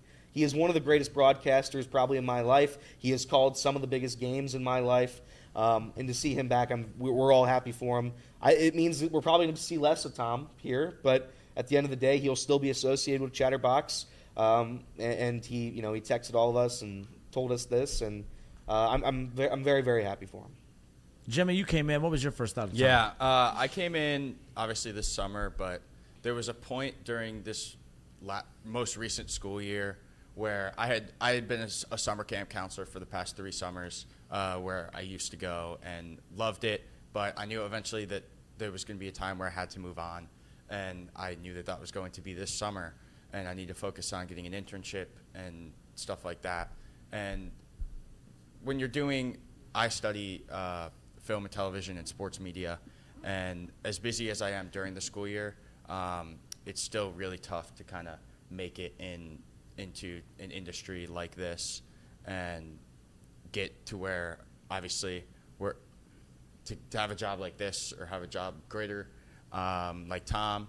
And I think that there was a point in time this past year where I didn't really know. I hadn't really made any progress at all on getting an internship, and I was kind of starting to get worried because the kind of general wrap around internships in college is, you have to have one by this time, and if you don't have one, you're not going to get a job, and you're going to have no chance. You're not going to make money. You're not going to be able to support a family and stuff like that.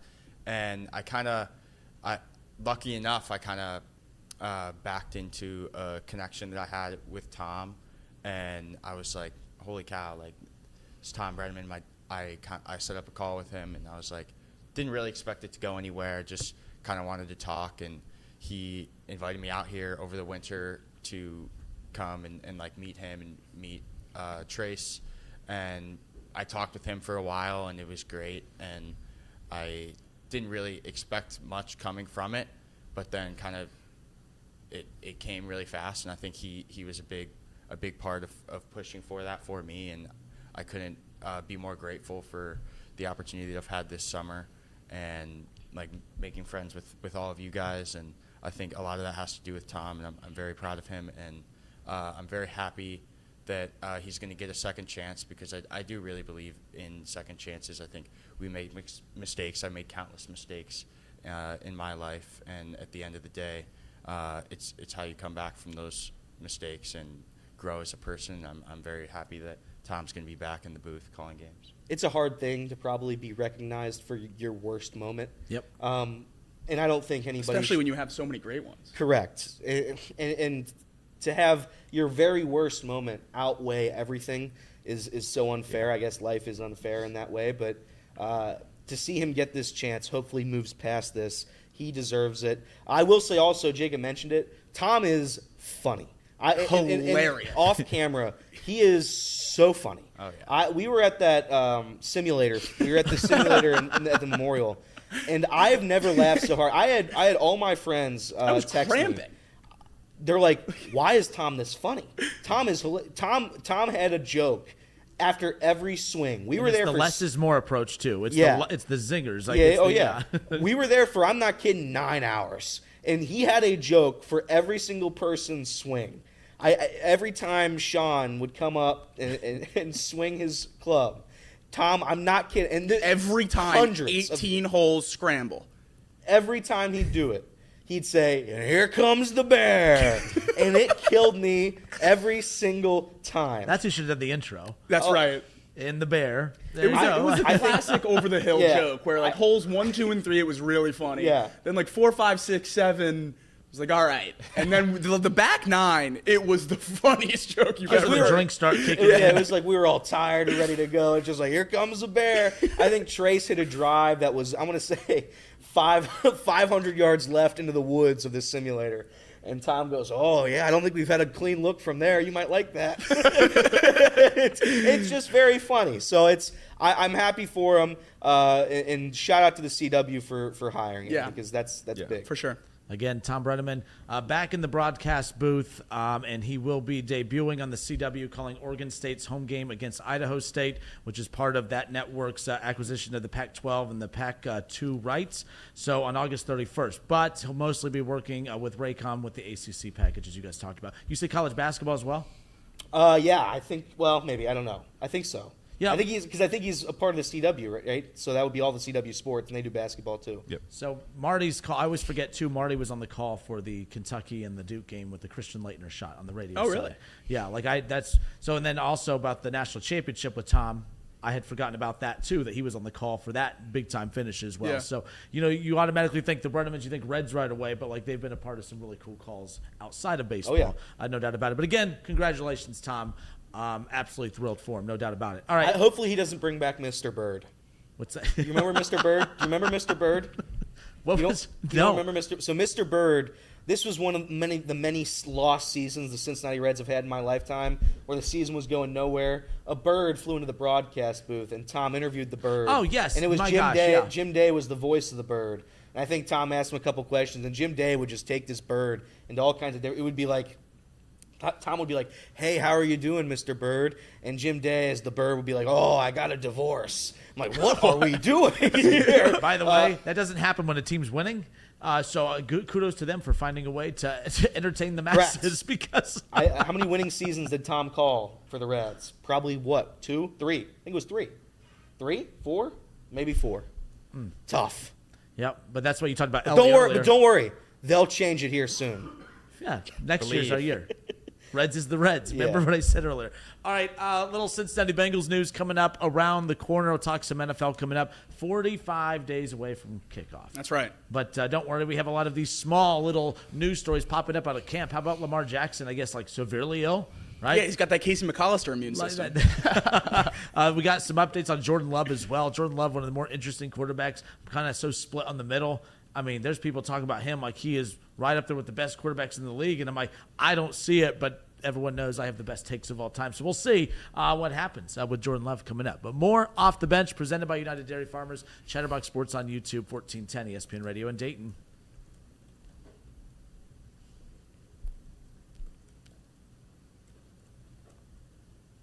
All right, and we are back. Chatterbox Sports on YouTube. Again, it's Off the Bench, presented by United Dairy Farmers. We're also live on 1410 ESPN Radio in Dayton. Appreciate everyone tuning in and hanging out with us. All right, so we talked last week. Jacob, I remember you said it was kind of surprising that it kind of flown under the radar a little bit, started picking up steam heading into the weekend.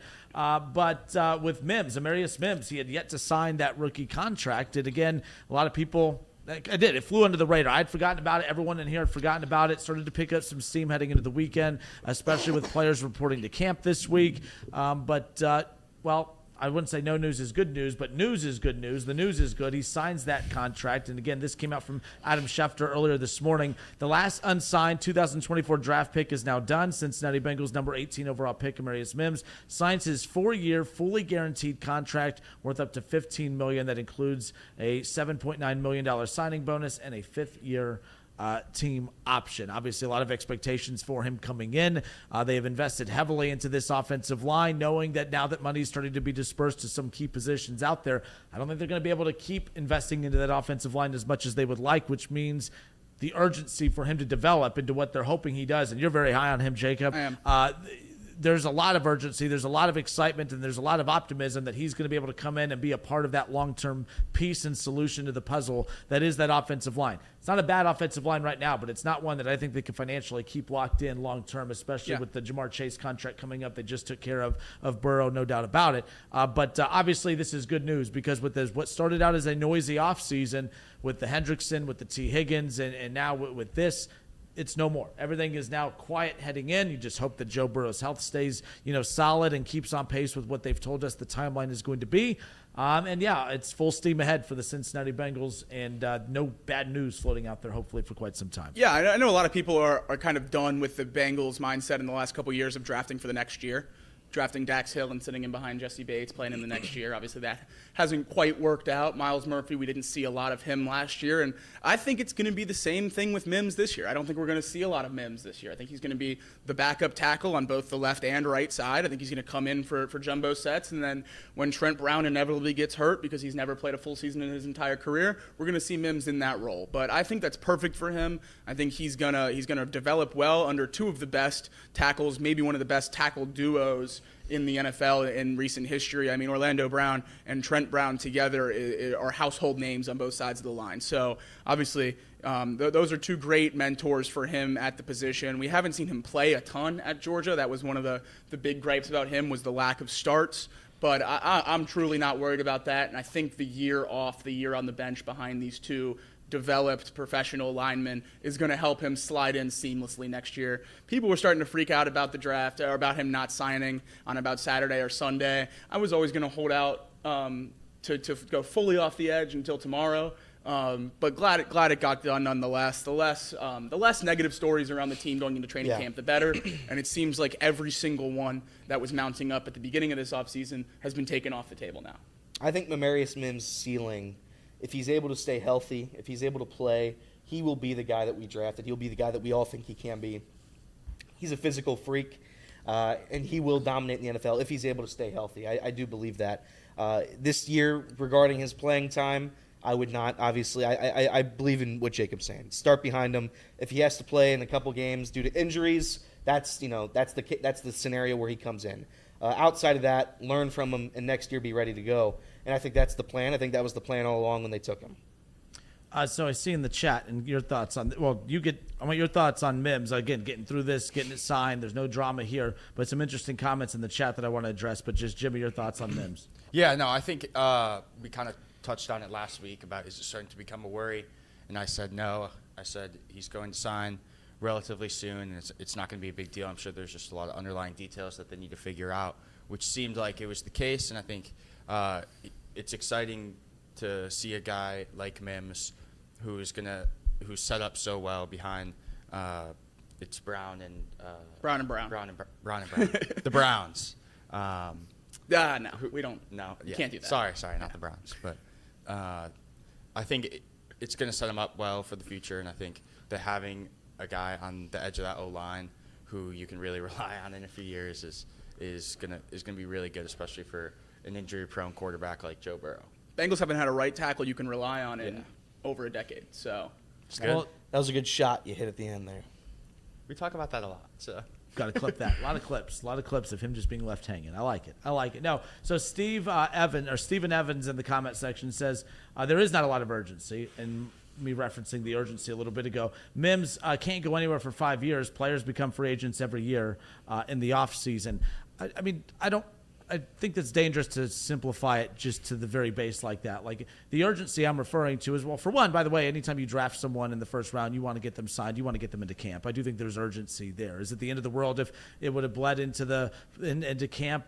No, I don't think the season's over, but you don't want those distractions. But if you don't think that there's urgency in regards to this guy needing to pan out, I think you're wrong. I think that the Bengals have been able to, and I gave them credit, they tried to draft the O-line. They were unsuccessful in doing so, which is why they started heavily investing into it with Orlando Brown Jr. and others. You've seen what they did with the Browns in the offseason. Like, they're investing into it. I don't know how long you can invest into the line as a whole moving forward once you have to start paying some of the bigger position groups out there. Hendrickson, or at least that position, is going to have to be paid soon. They're going to take care of Jamar Chase. Burrow's been paid already. They have to start hitting on some O-linemen in the draft. And that's why I said the urgency is there, because, yes, you could talk about having him for the next 5 years, but if he ends up being a bum, and not many people expect it to be the case, but if he doesn't pan out, well, now you're stuck with him for the next 4 I mean, look at years. Billy Price. Everyone said Billy Price was going to be the Bengals center for the next 5 years after they drafted him, and then you flip him for B.J. Hill, and he gets cut by the Giants about a year and a half later. So just because you took a guy in the first round certainly doesn't mean they're a guarantee to pan out, certainly doesn't mean they're ever going to contribute to the team, and I think that's kind of what we're seeing right now with Dax Hill. Everyone said that he was a steal of the draft, potential top 15 pick. We take him at 31, and everyone says it was great, and he's yet to really contribute to the team. I'm not all the way out on Dax Hill. I think he can still be a good player, but to act like it's a check in the box just because you took him in the first round out of a perennial powerhouse in college like Georgia, I think that's a little too far. These guys have to work out. It's very hard to play in the NFL. No matter where you played in college, it's a step up. So there is reason to be concerned about Mims, and I understand why people are with the little bit of games played. But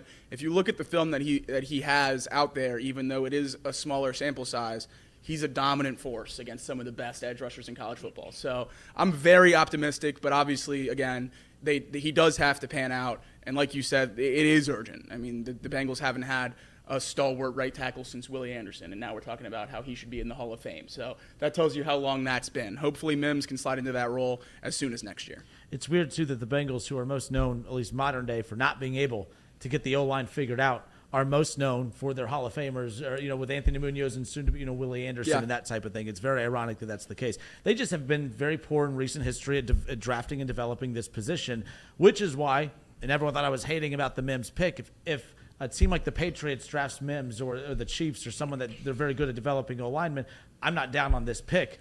I just thought it was for the Bengals. I know you say he's not a project, but again, with such limited outings out there, it's one of those where, do you trust the Bengals to get it right with him? You think he's right, but did the Bengals get it right? Can they actually fulfill their end to get this done? Frank Pollock, too, that's a big deal for him coming in, because when they brought him back, he was supposed to be the one that was changing the guard, if you will, and putting them in the right position.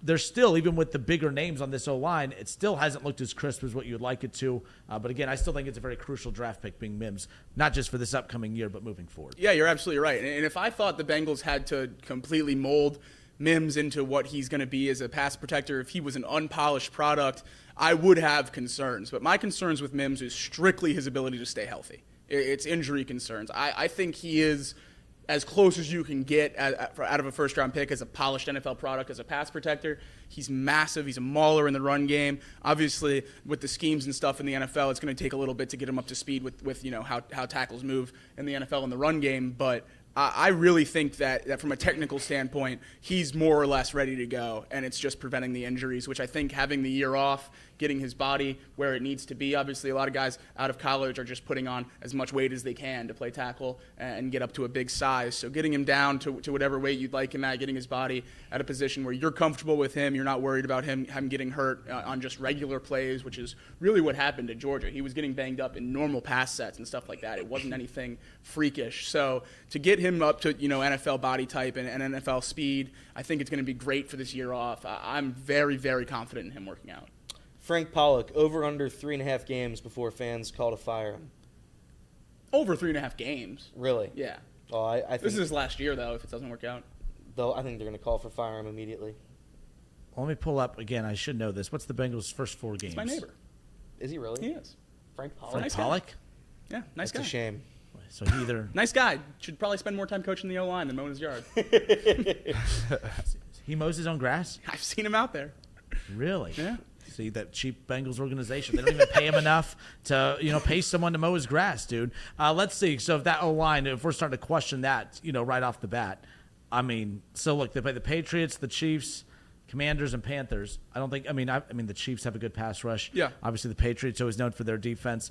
I mean, outside of the Chiefs, I don't think there's going to be a team that is putting that much pressure on that O-line initially up front. The We'll be Commanders. talking about Frank Pollock up front, the Commanders. The Commanders are probably the best front of that group. Jonathan Allen, Daron Payne. I guess Montez Sweat's not there anymore. But the interior of that, I'm pretty confident in our tackles, the Browns, holding up all right on the outside. It's Cordell Volson, Ted Karras, Alex Kappa in the middle three that really scare me. So I'll be interested to see how that Commanders game goes with 2 all-pro D linemen.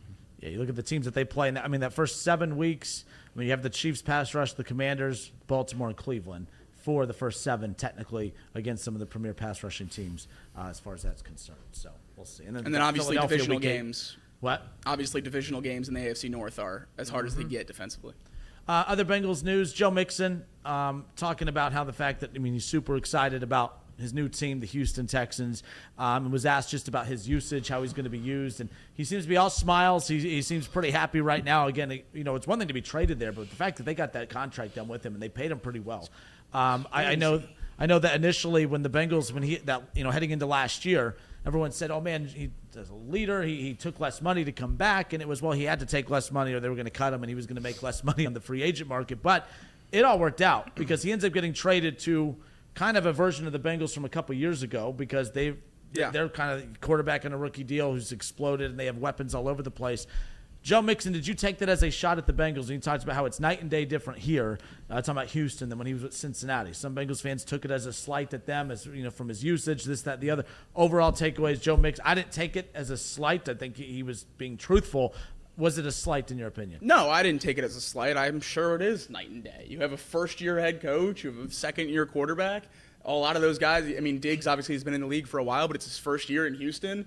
I think it's probably a much more relaxed atmosphere. They don't have Super Bowl aspirations yet this year. Obviously, the pressure on the Texans is pretty high. The outside, perception of that team is that they're going to be 10, 11 wins. C.J. Stroud's going to be competing for the MVP, but I don't think the expectations in Houston are nearly what they are in Cincinnati, where you're talking about, if a team goes 11-6 and loses in the first round, you're calling for everyone's head.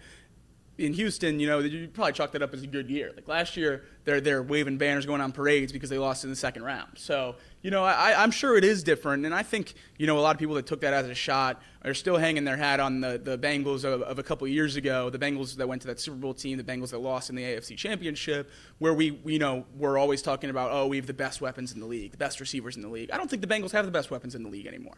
Bengals have a hell of a quarterback and 2 really good wide receivers. We'll see what the running back position turns out to. We'll see what Mike Gesicki becomes, and we'll see what happens with, Burton, Charlie Jones, or Andre Yoshivas, who can slide into that third wide receiver role. There's a lot of unproven aspects with this Bengals offense going into this year, and that's not the case with the Texans. Nico Collins has been, very, very good since he came into the league. Obviously took a massive step last year. Stephon Diggs has been a 100-catch, 1,000-yard receiver for as long as I can remember. Joe Mixon, we talked about him when he was here. There's very few people that had the amount of touches of the football that Joe Mixon's had over the last couple of years, and he never fumbles. Great ball security, great production. So I really do think the Texans are going to be great this year. I didn't take that as a shot at all. I think it probably is night and day. So real quick, I want to jump in on this just to feed off that. I want your take on this. It was a shot, but it wasn't a shot that the Bengals weren't wrong for how they utilized Mixon, and they weren't wrong for moving on. Like I defended especially to the run game. When you have Joe Burrow, Jamar Chase, and T. Higgins, you should not be featuring Joe Mixon as a premier option, right? Like you need to value the run, and I think that the Bengals have said, hey, that's why they made the changes they did in the offseason. We're gonna value the run in our game plan, but we're not gonna financially prioritize the run game when we have so many other more elite weapons that we have to lean to. So he's acting like, the reason I disagree with him, he's acting like, oh man, the Texans, they're valuing me. Well, the Bengals valued you too when they didn't have to financially value other key positions. I don't think that the Bengals thought he was bad. I just think when you start having to prioritize financial, responsibilities, I don't think you do that with Joe Mixon with everything else coming up. So the Texans, when you talk about the fact that you're not paying your quarterback, you're not paying your premier wide receivers, I mean, I guess Stephon Diggs comes in and changes that a bit. And they voided the last year of his contract. Yeah, so they could give him a little more attention because of the financial flexibility they have that the Bengals couldn't. The Bengals didn't do anything wrong with how they handled Mixon. They actually probably moved on from him just in time. We could be looking at this saying, man, imagine Joe Mixon his performance this upcoming season if the Bengals still had him, or we'll be looking at it and saying, man, the Bengals actually moved on just in time. Same thing with Tyler Boyd, potentially, depending on what year he has. But, Elliot, your thoughts? We have 2 nuggets of Bengals breaking news while we're talking about Okay, we got to wind down this segment eventually, so you want to do that real Yes, quick? do you want that. to do this? Or you want to do it when we come back? We'll do Was that do the it- last How about one? that's a tease? We do it when we come back. this is the last segment. Last segment. segment. Okay, This well is then we'll what break it happened. right now. Zach Taylor has told Bengals local media that Joe Burrow has been fully cleared for contact. It's the first time that that's been said. Okay. He also adds that Burrow, along with most other starters, will get some action in the preseason. Nice. Which is the first we've seen from this Taylor regime. Usually, the starters have rested the whole preseason. So that's 2 major changes for this Bengals offseason going into camp. I'll go to you real quick. Well, for the Mixon thing, I'm going to say it's not a big deal to me. This is the part where like athletes will speak about their team and they'll speak about it. Like, who was it? Tyreek Hill had 2 in the top 3 quarterbacks. Like, it's just what you say. You're trying to boost up your team.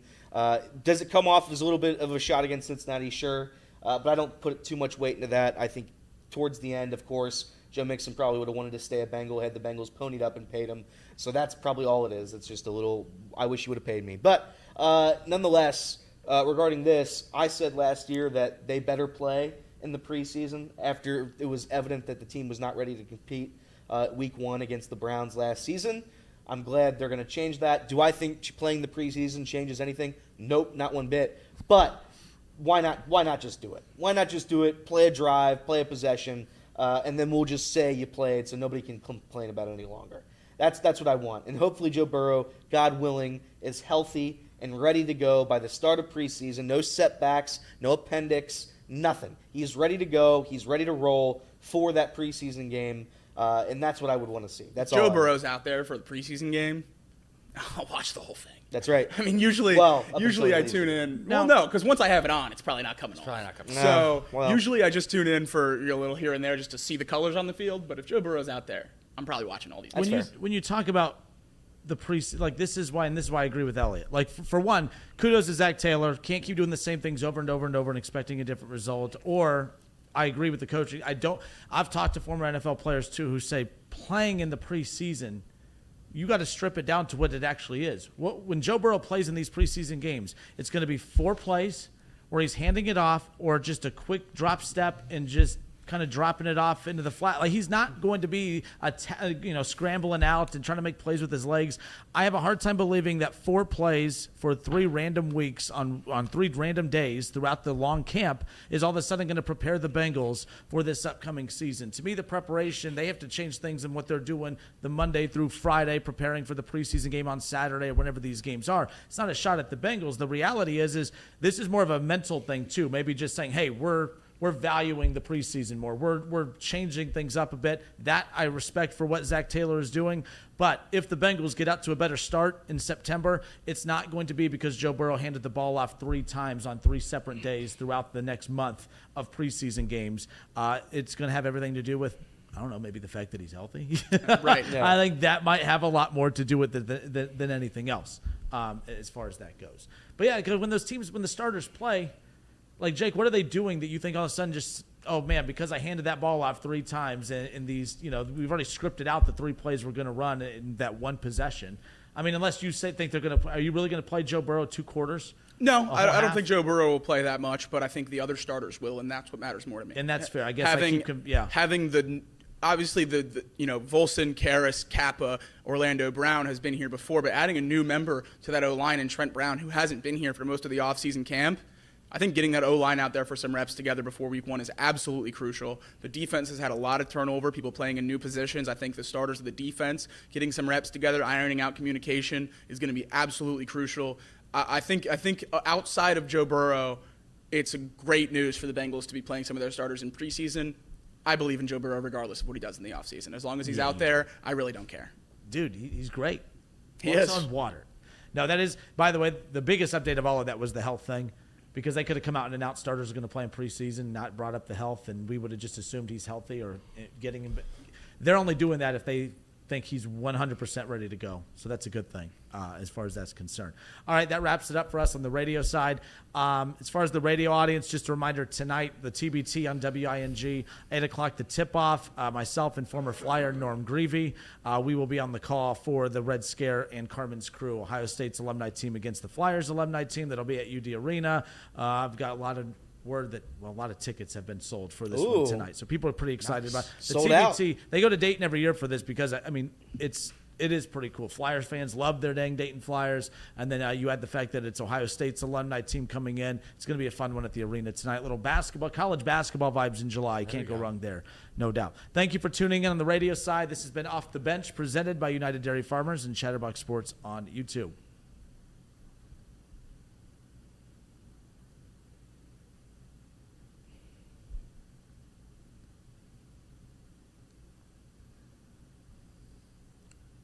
I hear like audio coming from somewhere. No, I think it's just the fan. Oh, I've never heard that before. ADD. All right, so we're still on. We're still on the YouTube side. What did we get here? I saw someone Box lunch might not happen today, guys, because we're dealing with lack of computers. I don't know what the plan is, but again, the main computer that runs the show did catch on fire, so we are trying to deal with that as we speak. But we will do something, I'm sure, at some point during this week until we figure out a plan for that. We have a super chat real quick from Justin Edgel. He says that I got into a well-documented disagreement with Tom Brennaman last summer. That said, it's about damn time that he gets back in the booth. One word should not ruin a man's legacy. A legendary career. Congrats, Mr. Brennaman. Again, we talked about Tom back in the booth with the CW calling college football this upcoming fall. We're pretty excited about that. But shout out to Justin Edgel in the super chat. I also saw, what did Garrison say? We didn't read one of his super chats. I thought we read all of them. we did. We did. We read it. Unless he added another one, nonetheless. But Hold on, let me look. We had another nugget of breaking NFL news during the show. No, we read that. Jordan Love will not practice for the Packers without a new deal. Whoa. Packers remain optimistic they will get a deal done, but Jordan Love will not practice without a new deal. Reminder, Jordan Love has started 15 games Jordan Love in the has NFL? had 7 good games in the NFL. Well, remember, he's following this model that the NFL used to follow a lot, and some people say the Chiefs did it, kind of, with Patrick Mahomes, where you have that veteran quarterback that starts and you sit the rookie behind and you develop him for a few years. I mean, that's what worked in the 90s. It worked in the early 2000s. But we talked baseball draft earlier. We're not patient anymore. We want these guys to come in and make an impact. Yeah.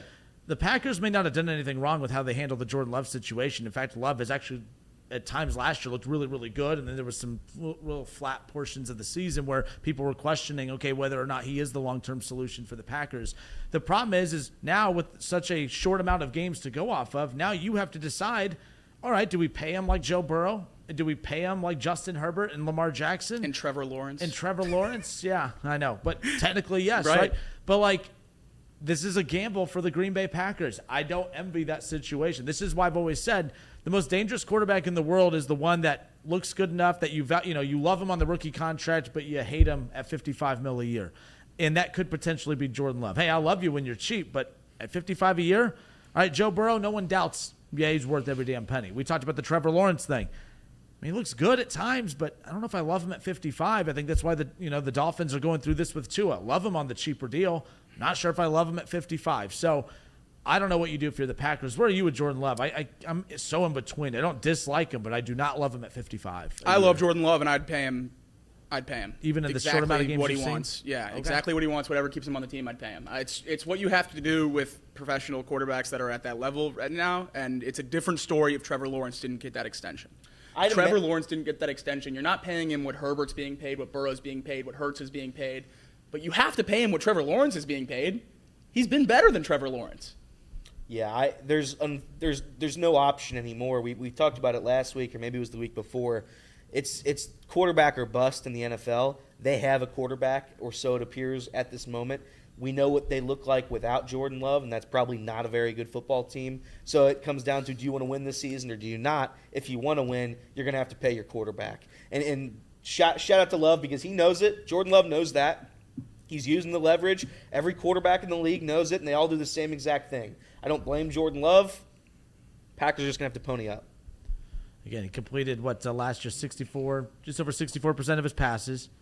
Again, I don't think he's great. I don't think he's bad. You're higher up on him than most. I'm not a fan of the market. I hate that because this quarterback You can hate this. it. You just have to deal with It's your it. fault. But what's that? It's your guys' It is fault. your fault. It's actually. Mahomes' fault. I love the Browns crap, but Deshaun gets way too much crap. This is all Mahomes' fault. All these contracts are Mahomes' fault. Wait, what? They're What? trying to blame you for these contracts because of Deshaun. But what are you saying about Mahomes? All these contracts are Patrick Mahomes' fault. A 10-year, $500 million contract screwed the quarterback market, not Deshaun Watson. Oh, see, I've always liked you. Me and Jacob, we've never had a disagreement. That's right. That's the worst take I've ever I heard lied, yeah. Dude, really? in my life. What are we doing here? No one got paid $50 million till Mahomes signed that deal. But And I think he also got part ownership in the Royals just for the hell of it. Maybe the next contract for Burrow, we just give him part ownership in the Reds, and maybe he'll actually change something. Unfortunately, I know you don't like it. Most people don't like it. Just how the world works. And to be quite honest, if you're just thinking about it rationally, if you have a top-tier NFL quarterback, despite what you're paying him, you're in better shape than everybody who doesn't. And you could pay him $100 trillion. You are in better shape than the teams without a good quarterback. So I get that, but look at the Giants. Because the market, you pay Daniel Jones $40 because they were too afraid to say, we got to go again. We got to start over again. I think the Giants would have been better off starting over again than giving Daniel Jones the $40 million because that's at the time what the market was pushing for. You're not wrong. That's how it is, but I do think how it is, I don't know if that makes your team better off. Now, to Jacob's credit here, Jordan Love is not. He's not Daniel Jones. No.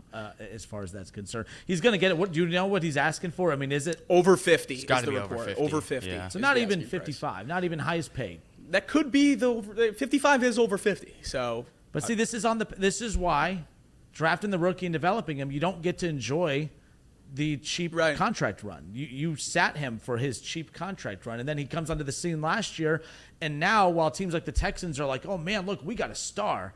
Let's go get Stephon Diggs. Let's put him with Dell. Let's do, the Bengals. And Joe Burrow, oh, damn, look how good he is. All right, I know we need to know lineman, but we got to go with Jamar Chase. We could we're going to take advantage of all the super talent that we have on cheap deals. The Packers don't get to do that. So now they have to go right into paying their quarterback, right into penny pinching other key positions.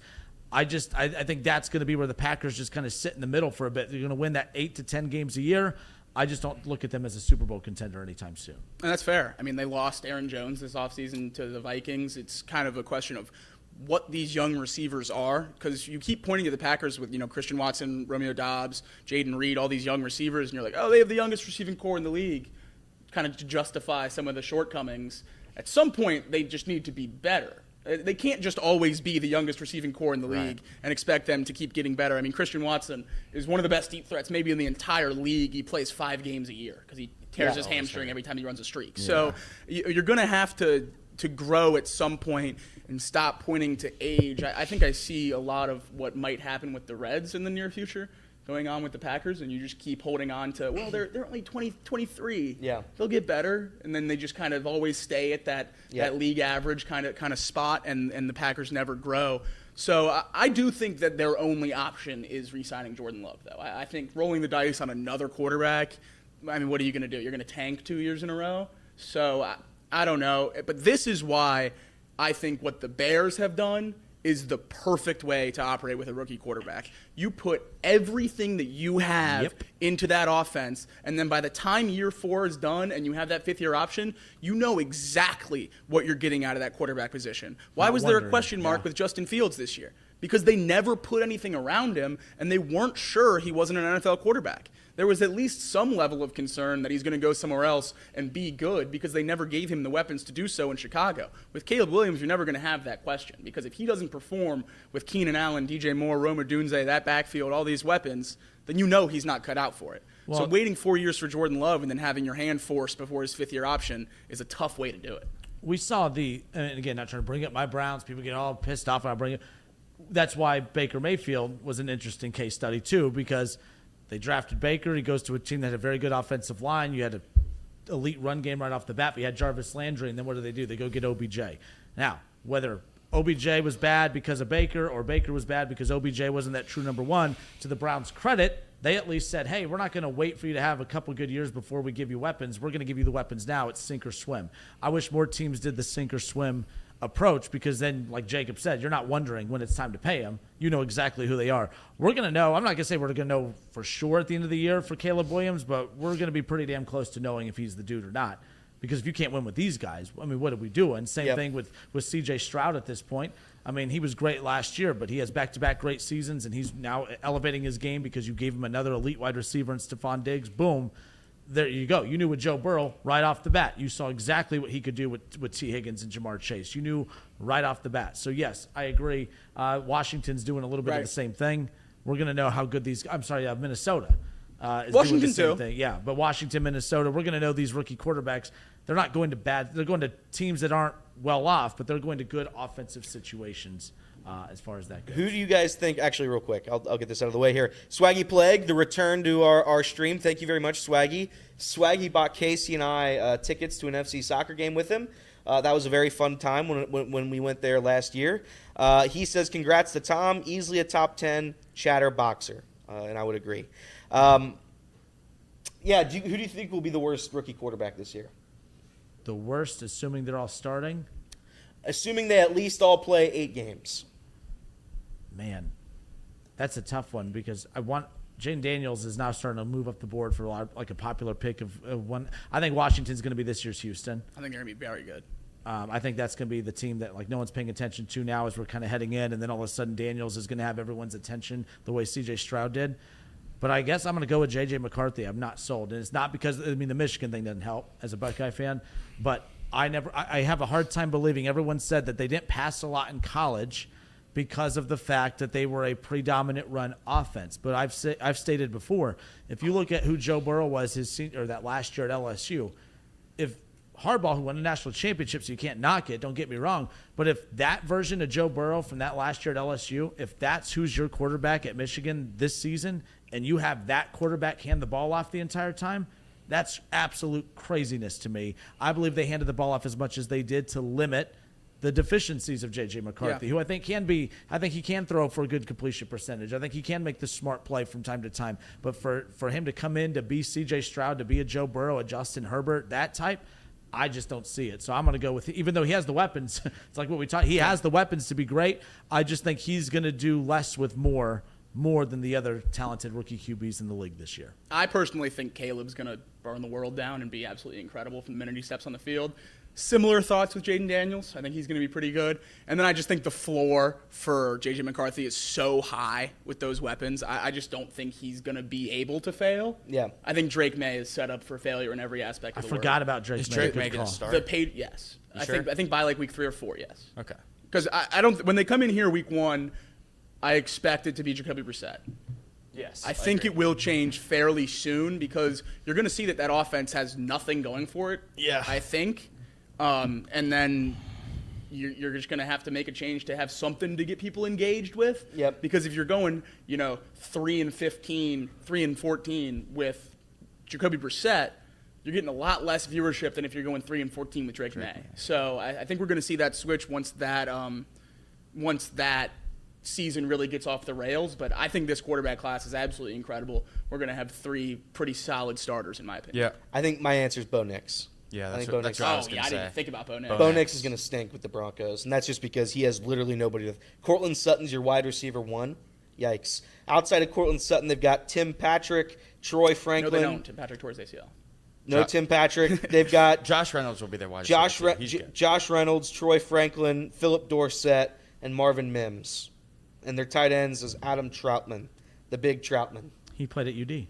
Oh, did he? Yeah, That's Dayton cool. tight end. Yeah. He was drafted by the Saints, and he actually when Sean Payton was there. Bo Nix is my bust of the year. I was also going to say Bo JJ Nix. is going to be close. I think JJ stinks. I think his floor is just so high. That's all I agree. The reason I went with Floor JJ, is so high? Yeah.